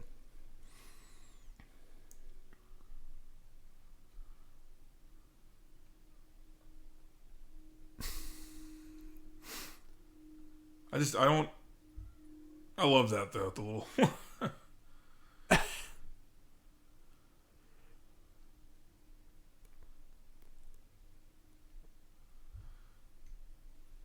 I love how clear her how different she is animated. The whatever the Japanese animated spider It's person. a completely different animation style within the cell. Right, yeah. It like just fucking works. Yeah.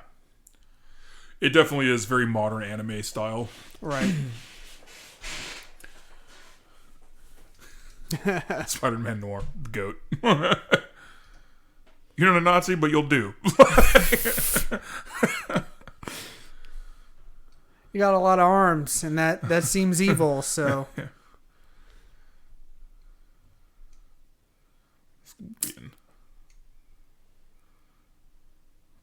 We're the Sparta Gang. I love how Aunt May's like, can you get the fuck out of my living room?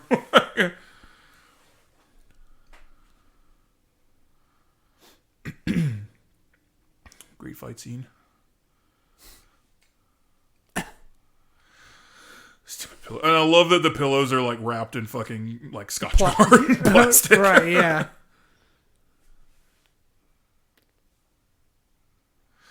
The typical anime Mech. yeah. I'm never gonna be able to resell. And she just fucking owns him with a bat. Right. Going old school on his ass. Yeah, this is the greatest Aunt May, and I will not hear another word against that. Take this, you Frankenstein looking motherfucker.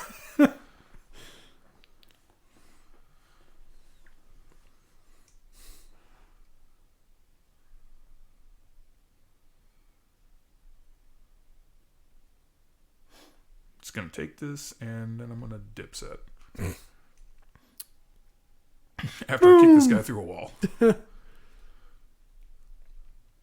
And Aunt May's house is completely thrashed. Well, To be fair, it's in Queens, so resale value was limited. Right, yeah. Spider people. Yeah, I'm on my way. I'm dealing with that shit.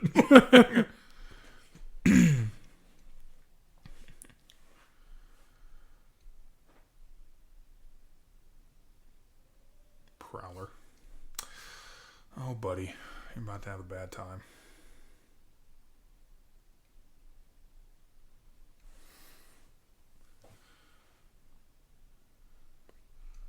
It is kind of refreshing to have an origin story where he like doesn't pick it up like right away. Yeah. Like he He's not really just, like, struggles. Doesn't have plot armor. Right, yeah, where he just like, he kind of stumbles for a few minutes and then he's like, "Oh, I fucking got this." Yeah. And it's like a true struggle. Yep. Yep, you are definitely holding your nephew by the throat. Oh, this is bad. This is bad. My life is a lie. Finish him.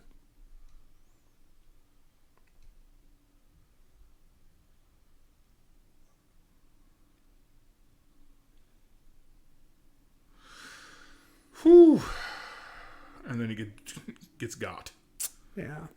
I forget what happens. Did Gets he get shot. shot? Kingpin Oh, just yeah. puts one in his dome piece Yeah. with impressive aim, I would like to say.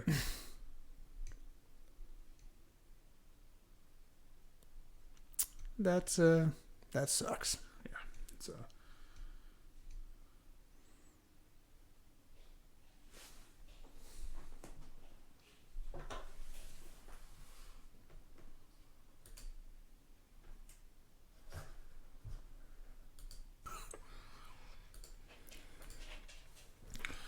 big reveal.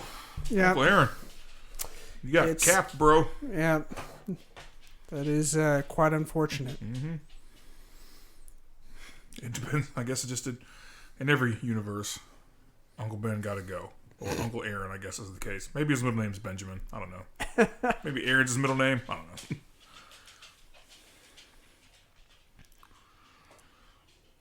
We're having that moment here.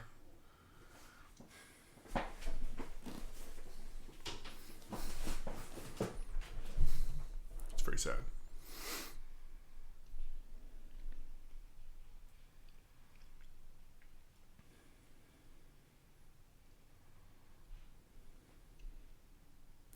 I may have missed it, but do we ever learn exactly why the circumstances for him working for the Kingpin? Money. Sure. Makes sense. I don't know that they're ever brought up in this film, but it's money.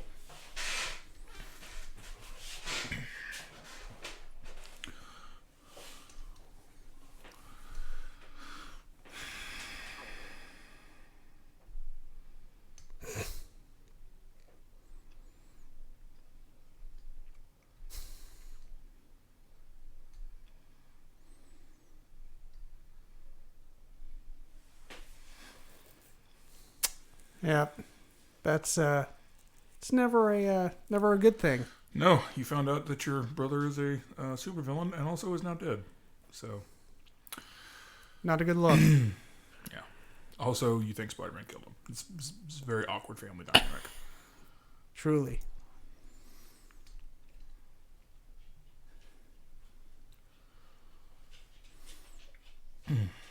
Yep.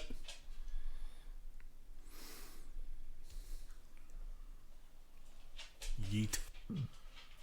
Doesn't the boat come back? Yep. Punk. Wait. You think it's a motherfucking game? Motherfucker, we everywhere. Gwen Stacy's spider sense tells us exactly where your lass is at all times. It's Right. way overpowered. It's like some motherfucking Spidey GPS. Right. My Uncle Benjamin. My father, also named Ben. Also named Peter Benjamin Parker.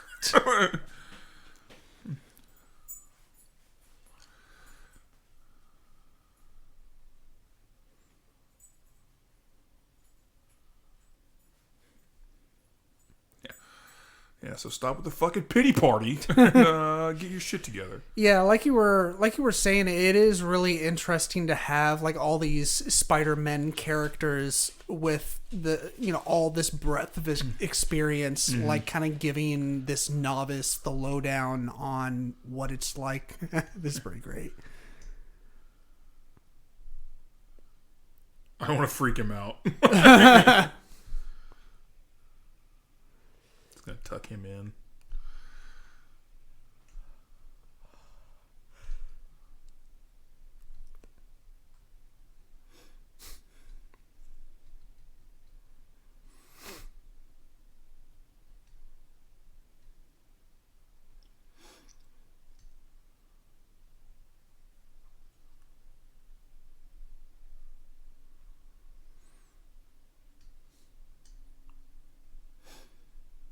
Suicide Spider-Man. Tripping me out. I need the goober.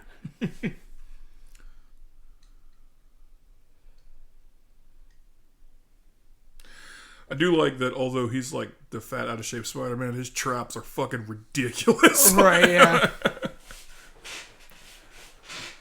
That man has no neck whatsoever. It's all traps.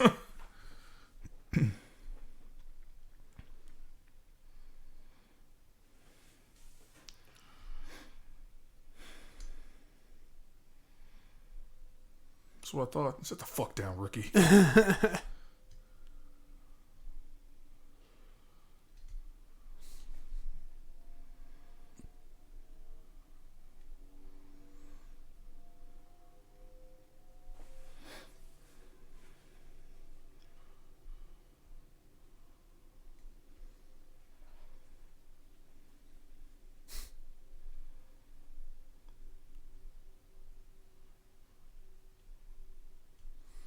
It's a great line. It's a leap of faith. Yeah. Well, now if you'll excuse me, I gotta go commit suicide. Peace. Gotta go facilitate this really large, incredibly obtrusive explosion. Yeah. It's Or amusing. implosion. It's amusing to me that like I can almost buy that people won't notice, a human-sized spider person swinging above them the skyscrapers of Manhattan. Right. I cannot for a second believe that nobody sees the giant fucking mech. Right. And also, how nimble is that thing? Like, I get, okay, a person jumping from building to building, not going to do a lot of damage. A mech is going to fucking take something down. Sure. At the very least, we're talking broken window. Right. Okay, now I will suspend my disbelief here for Yeah. the remainder of this movie. I guess you kind of have to some extent. And you have to do that with every movie. They're just jokes. Yeah. It ain't that fucking deep, fam. Right. It's just life. Yeah. Doesn't matter that much. Your uncle's dead, bro. But you know that. But I don't know that you know that. There's levels to this shit.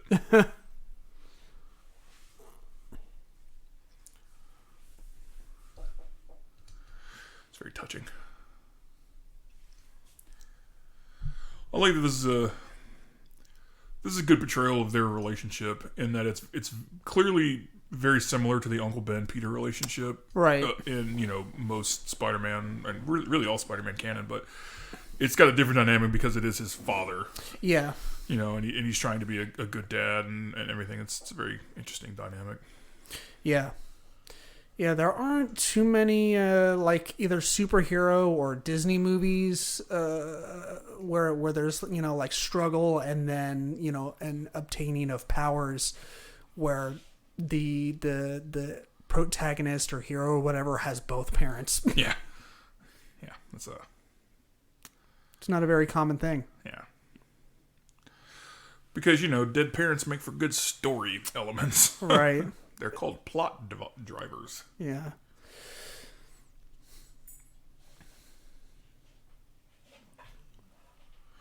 Similar to that old trope that I think it was Gail Simone that wrote an essay about this called Women in Refrigerators, where it was like, it was a run of Green Lantern where he literally opens his refrigerator and his girlfriend's been murdered and stuffed in there.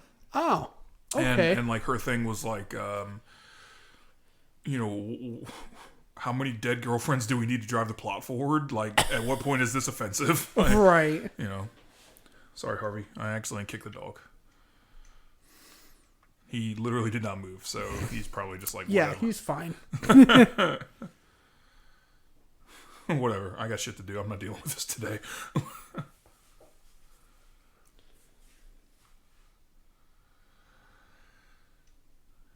While this is a cool sequence, and I like it a lot, of his, like, realization of, like, his abilities and, you know, accepting that and becoming the character. The idea that he spray paints his fucking suit is just like, don't do that. Like, it might look cool, but man, you're gonna have a bad time. Yeah.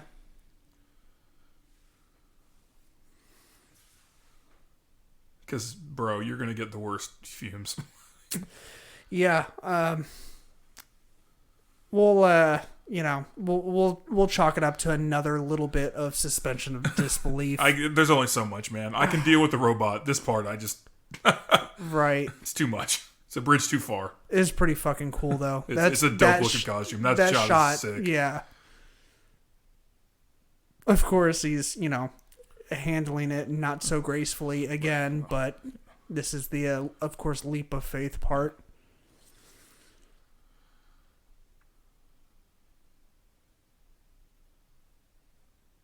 Freedom Tower. Why'd you have to choose the tallest building? You couldn't, like, a 4-story walk-up wouldn't have sufficed for the first time. Nope. In order to do that leap of faith, you gotta do it off of the. Apparently, it takes a lot of faith. Right. You just have to find the tallest building in Manhattan to do it off of. You can't do it, like I said, just like a walk-up in Queens. Nope. It's got to be the tallest one. Yeah. Maybe not even a walk-up, like just Aunt May's house. I think Aunt May's house is like fucking leveled. Oh, that's a good point.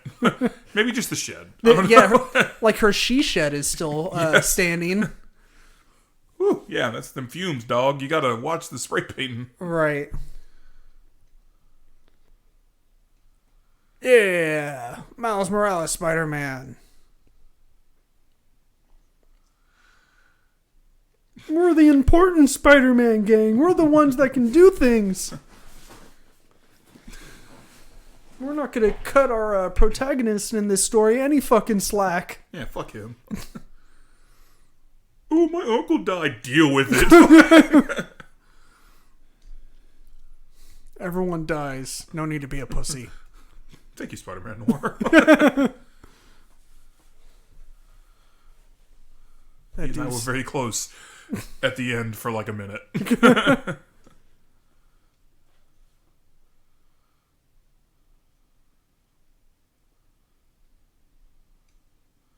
It's not easy. It is that easy. I like her. She's always snacking. Oh, buddy. You're gonna have a bad time. I do also like that Spider-Gwen is the only one that has like any sense in this whole fucking movie. Right, She's yeah. like, bro, can you not right now? Think with your actual head. Yes, the one on your neck. Yes.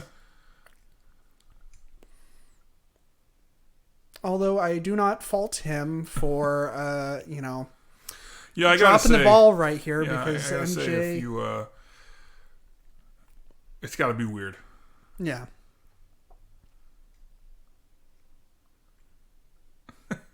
I could do better if I just had another chance.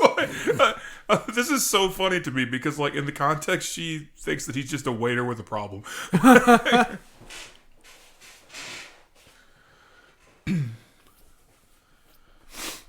They should fill it up with fresh bread. You all right, man? That's such a good. We're not getting any bread.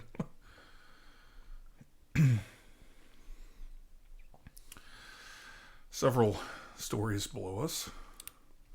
The Large Hadron Collider is about to... Basically, yeah.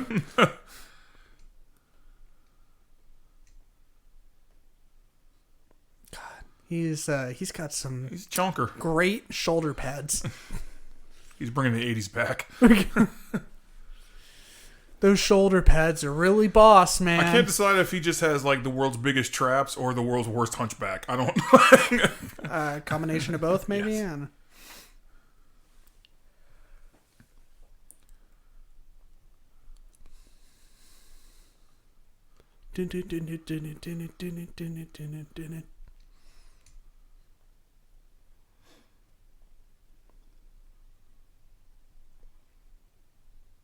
Yep, another seizure-inducing Yes, hopefully sequence there. you've taken your pills.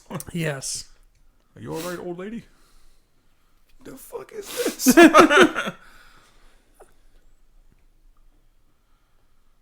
Shut up, goth teenager.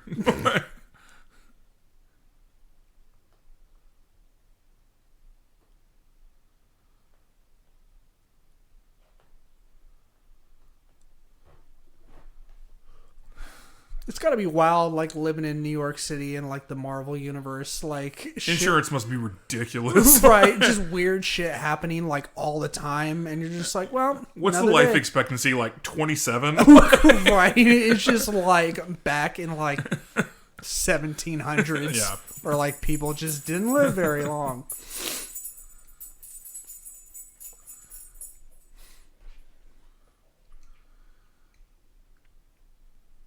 Scorpion looks crazy. Yeah, that's a really interesting iteration of him with like the tank Yeah. bottom. Which there's another character in Marvel continuity that actually is a man with a tank. I can't remember the character though. It's not Scorpion.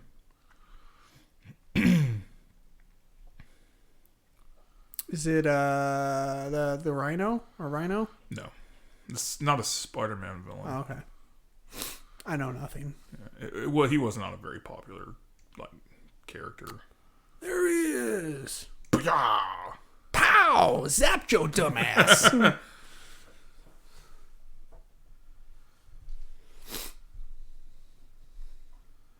Do I want kids? what the fuck? Kids?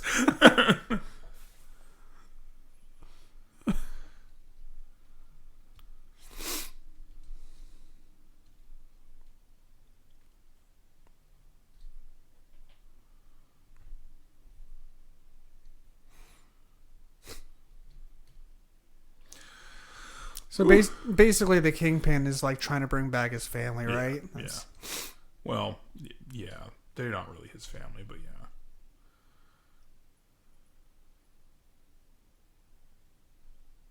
Yep, and the whole city's wigging out. It's a bad time. Just Yeah. a bad time.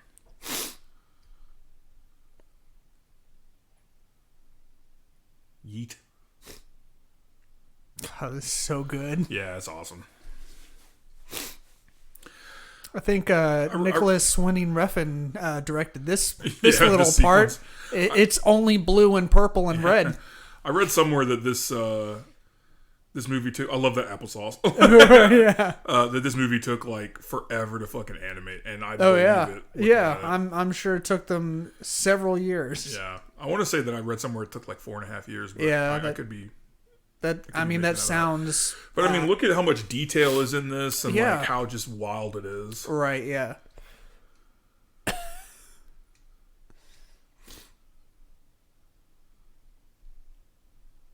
What depressed he gets. He proceeds to beat the bejesus out of him. Right. Pulls a wooden mallet out of nowhere. In Spider-Man War, the goat. Yep. Did that feel like a cartoon? Uh-oh.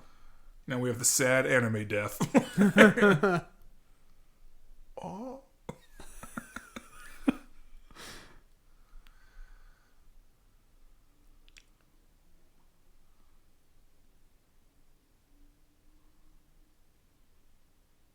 I'll save you. I like your suit. Thanks. Thanks. I'm inhaling toxic fumes as we speak. My personal headcanon of this movie is that the entire ending sequence is just Miles hallucinating because he's got severe paint fumes in his system. I'll buy that. I never really thought about it that way. That is my OC, as the children say. Yeah. Oh. Welp. She is not going to be Dr. Octopus for much longer.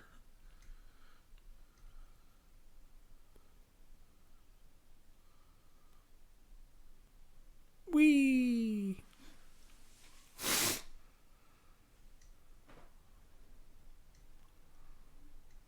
got to be an easy way to do that than diving between two, collapsing buildings. I mean, if it looks good. That's true. It does look way cooler. We talked about it, right? Don't flatter yourselves. I love even at the end of the movie as they're watching something magnificent, they're like, they're still giving Fat Peter Parker a hard time. Right. Come on, you fat fuck. Wait. Is she a great big fat Spider-Man? What are you, a size 14?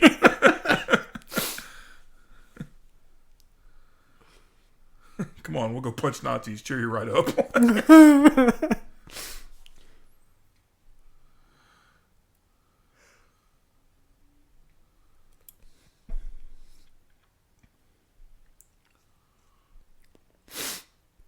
Yep. Yes, smashing it, that's going to help things. Right, yes.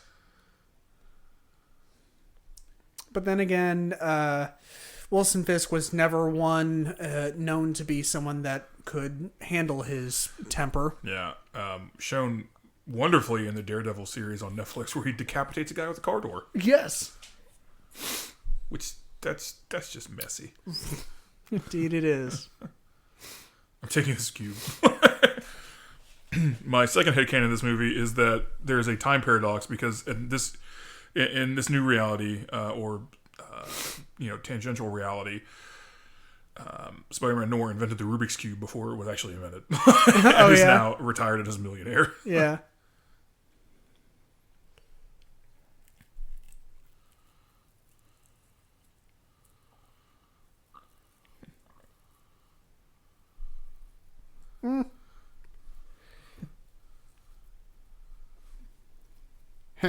Nice. It's nerd humor.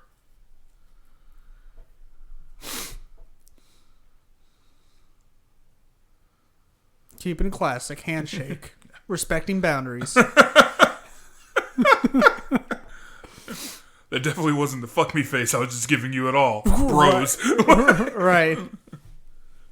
He seemed to be pretty chill with the handshake. Yeah. The bro shake.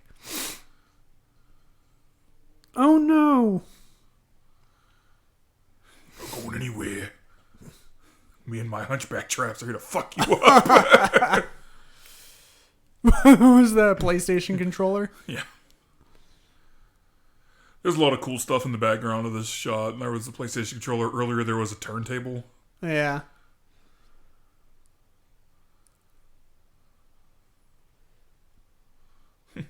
Dude, my life sucks. I'm kind of okay with dying.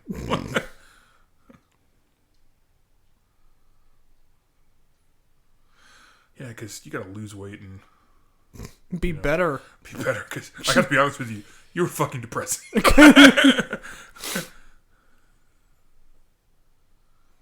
Yep. Do it. Bye, buddy. Hope you find your dad. Hope you and your dad make up, bro. Peace. Sorry about your uncle. That sucks.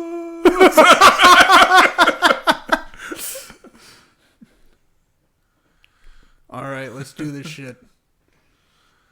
I need more paint fumes, bro. Come here, Quasimodo, you fuck. What are you, like a size 14? 1400. Jesus Christ, that was very serious. Oh yeah, you can literally punch the ground so hard that it fucking sends up an earthquake, but you need the gun. Right.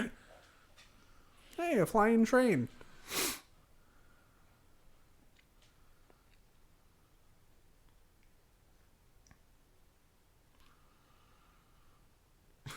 How?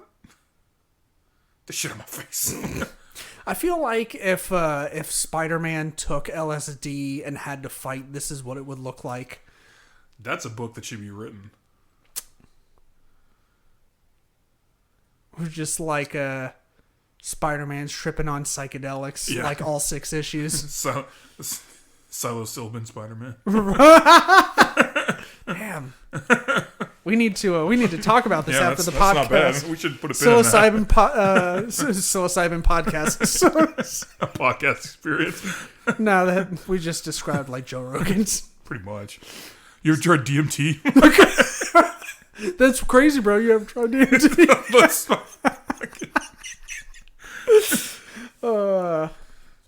Whack. The fuck is this? Is this even real The life? NYPD did not train me for this. Right. I literally get paid $35,000 a year for this bullshit. Oh, you have a fucking pension.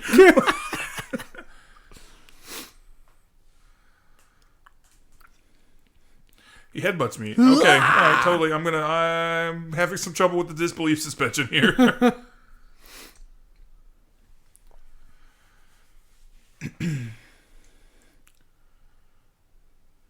As they yeet one another through what appears to be the Brooklyn Bridge. I always found the fight sequences between Spider-Man or Miles and the Kingpin to be really interesting because like they're just very two different dynamics. Like Yes, very one is a regular person size, and the other one is apparently like King Kong and Godzilla's love child. right. Yeah.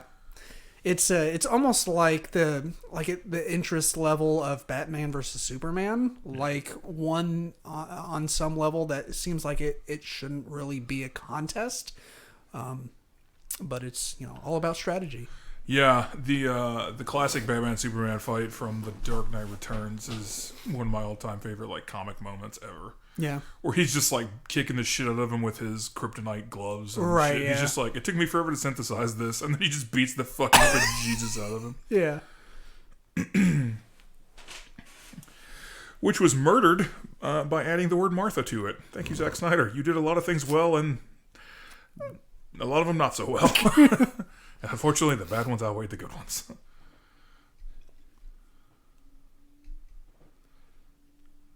Whew. Okay, got some internal bleeding. I think that's a puncture to the lung. Inhaled too many of those. Get too those many of the paint fumes. fumes. Right. Why is this shit falling? Kingpin got out of my head. All he's got is a little bloody nose. Yeah. Hey. Zap Joe He dumbass. fucking like Kamehamehas his ass in outer space. Push the green button for me. With your face. It's pretty good aim. Yeah, it's not bad. Pretty good considering that. That wasn't there. Right. Like how did anyone know that was exactly in that spot? Magic. Yes. Plot. They read the script. Suspension of disbelief. Yes.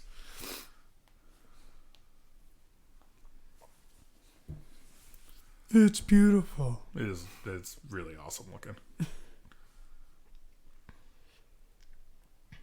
It also reminds me a little bit of the intro credits to the Raimi Spider-Man movies. Yeah, yeah.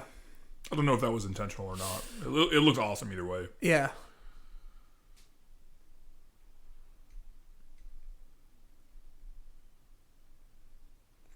God, how do they even fucking like animate this shit? Like how do they even They have much better computers than I have. clearly yes.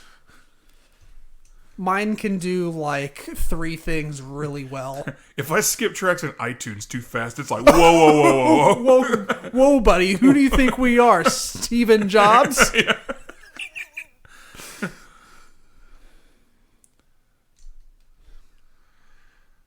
It's funny to me is like technology's changed so much, since I had my first computer. Like I didn't really have a computer, a dedicated computer while I was in college, Yeah, same. And I was just like, I have a T1 internet LAN connection in my college. This is the greatest thing of all time. I'm like, my phone is faster than that now on like 3G.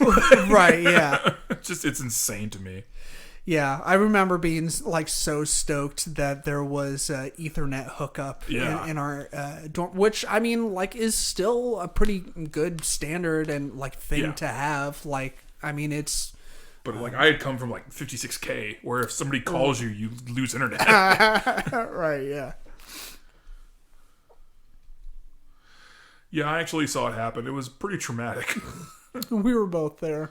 Yeah, it was. We're all there. You pulled a gun on me. We'll talk about that later. Right.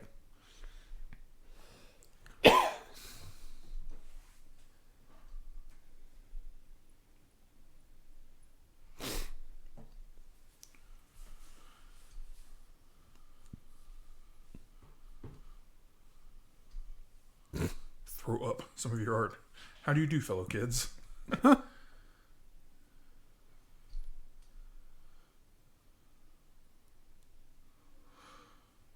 C-Mobile.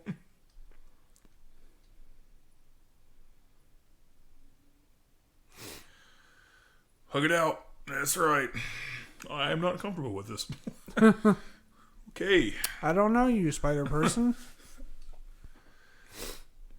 But you smell like spray paint. How are you not just like dead of fumes? I don't approve of your methods. I'm kind of amazed that like even through the spray paint, he was able to like the design in this on the suit is like still showing through like the webbing. Yeah. It looks like a fucking kite. Yeah.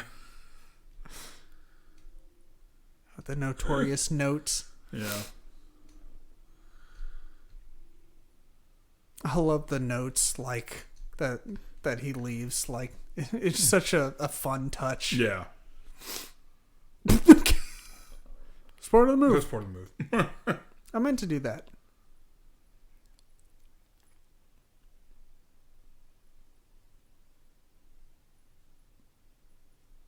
For 2 days.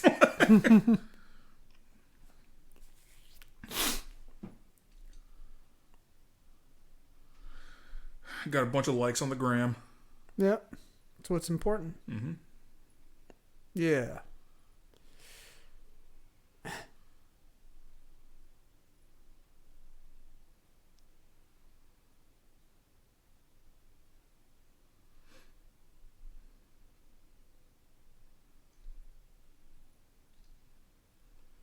So, Hey, are we divorced? weren't you going to make bread? Shit. Anyone can wear the mask. Yeah. You can wear the mask. And That's you should wear a mask currently with the Rona. right. That is like one of my favorite parts of like the Spider-Man lore is, you know, the whole like anyone can wear the mask. And it like I think one of my favorite parts of it is how it's been adopted into cosplay, and how like people don't get upset about like white people cosplaying as Miles, or you know vice versa. Like it's just all super accepting. So, yeah.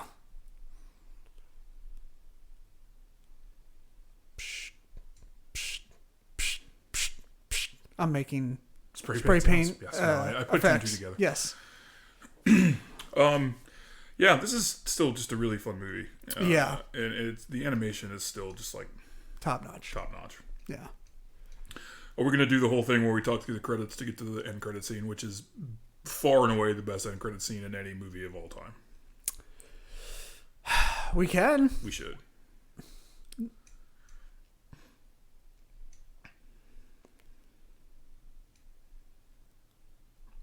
We're doing a great job of talking.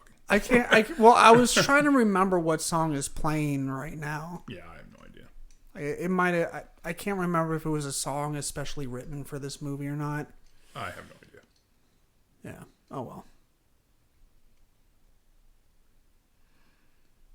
Haley Steinfeld. I believe it's Steinfeld. Whatever. There's like a lot of people in this movie. Yeah. I mean, obviously, but there's like a lot of like famous people. See, There's there it was. I Spider-Man. told you. Yeah, That's my head canon. It's for real. Zoe Kravitz. Who is Zoe Kravitz? Like I was supposed to know that. Did I would assume- was she Doc Ock? Maybe, I don't know. We watched it on mute, so I don't remember. If only there was some way we could look this up. Right. Some like, website that contained the breadth and depth of all human knowledge. Yes, like the IMDb. Let's see. Oh no, she was MJ. That makes more sense. Yeah. Forgot. I always forget that Liev Schreiber was Kingpin. I always forget that. Catherine Hahn was Doc Ock. Yeah, that's right. That's fun. Yeah. like Kathryn Hahn a lot. Yeah, she's really funny. Like She is incredibly funny. Yeah, she's a very underrated comedic actor. She has some really great like supporting roles, like her role in Parks and Rec, and then her role in Step Brothers. Yeah. Like when she jumps Dale in the bathroom. I just want to turn you in a little ball and put Put you in my vagina. So you live there. And then she jumps Dale in the bathroom and then like pisses in the urinal, and he's like, "You're incredible." So good. I like how we talked about everything basically but this movie throughout the entire movie. You know, we never claim to be professionals or even perfectionists. good. Yeah, that person who helps Stanley. others. Thanks for everything, buddy. Use a real one. And Steve Ditko also, who should probably get more love, but Yeah.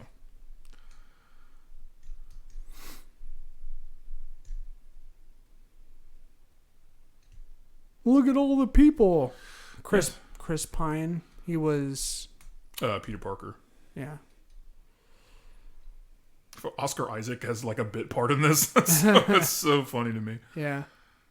You're somebody, buddy. Oscar Isaac is in Dune. Yeah. I remember. With a very serious goatee. Oh yeah. Yeah. Neat. I might have to give that a listen on audiobook. That might be the only way I can get through it. Yeah. It's not a hard read, it's just long. Yeah. I mean, of course, I still have your copy sitting on my bookshelf Taking over up the there. whole shelf, basically. Yeah, right. Because it is gigantic. Yeah, it's a big one.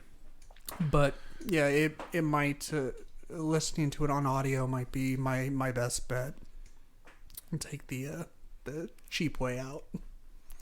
I was like looking at other like purchasing options on Amazon for it, and you know, of course, it has like the Kindle version and then the audiobook, like the Audible subscription. Yeah. And then the hardback and softback. And then way over the last option was like the actual physical CD. And I guess because they're not making it anymore, it was like $100. Yeah. I was like, damn. Yeah, there's some weird, like, some physical media like that that's not in print anymore and is becoming sort of rare just because of that. Yeah. I've seen some pretty insane prices. Like, the Criterion editions of Hard Boiled and The Killer are like super sought after because they're out of print. They've been out of print for a long time. Okay. And I've seen them go for like $800. Wow. Yeah, it's insane. That's crazy. I mean, I get it because those movies fucking rule, but Right, like yeah. I can't imagine. You got to be I can't imagine someone at my station of life spending $800 on a DVD. Yeah. That's a little beyond my comprehension.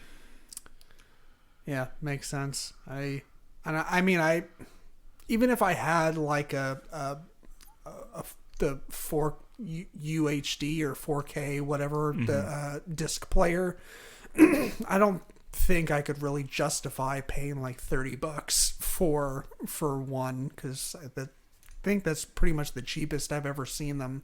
They're typically run between $25 and $30, and Yeah. Meanwhile, I can get a Blu-ray for like $8 of almost any movie. right. I mean, Blu-ray can still be pretty expensive. Like Some of them are. Yeah. yeah, but yeah, like with this stuff, like if you have a 4K TV, and you can you have like the appropriate like Netflix subscription, like the most expensive one that's like $14 or $15 a month.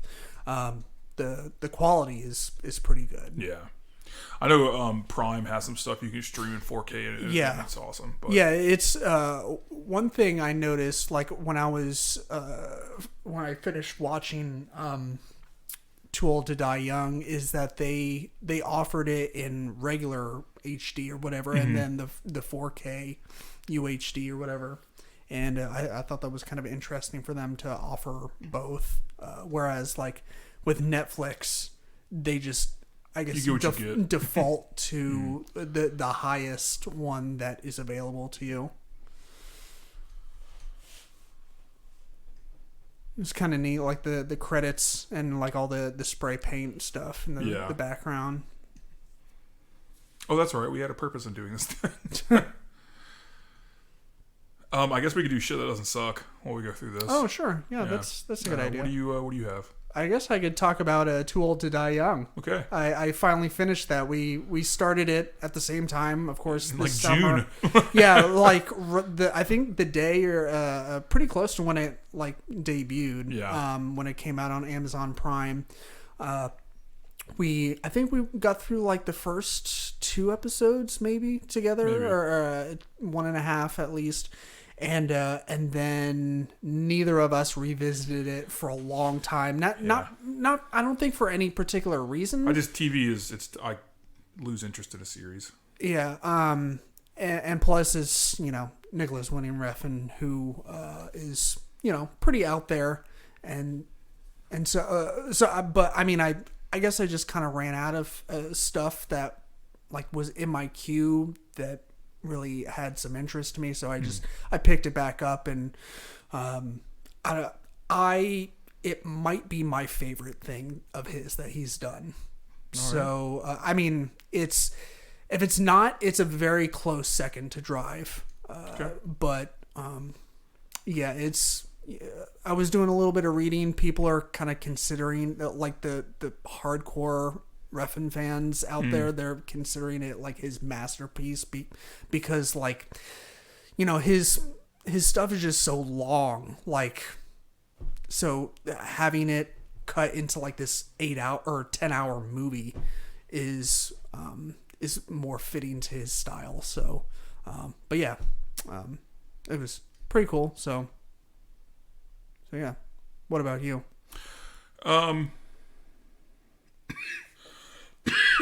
Don't die. Excuse me, the Rona. Put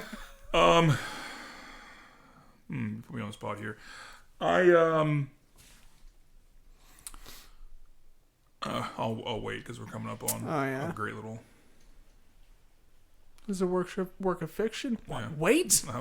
What? It's not multiple Spider-Man, Spider-People, Spider-Persons across the multiverse, including one that is Nicolas Cage for some inexplicable reason, who punches Nazis before Nazis actually, I think, exist. Yeah. Whatever. That doesn't matter.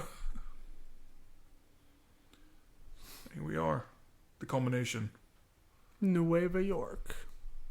Oh yeah, this is where we get a Spider-Man 2099. Yeah.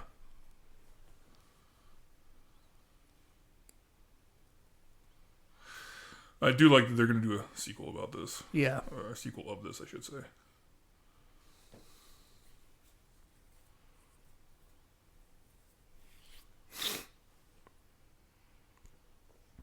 Such a cool suit. Yeah. Hella 90s suit. Yeah. Very much a product of its time. This is so good. I love this so much. This is the highlight of the whole film for me, personally. It's rude to point. You're being very rude. Which one pointed first? Jameson.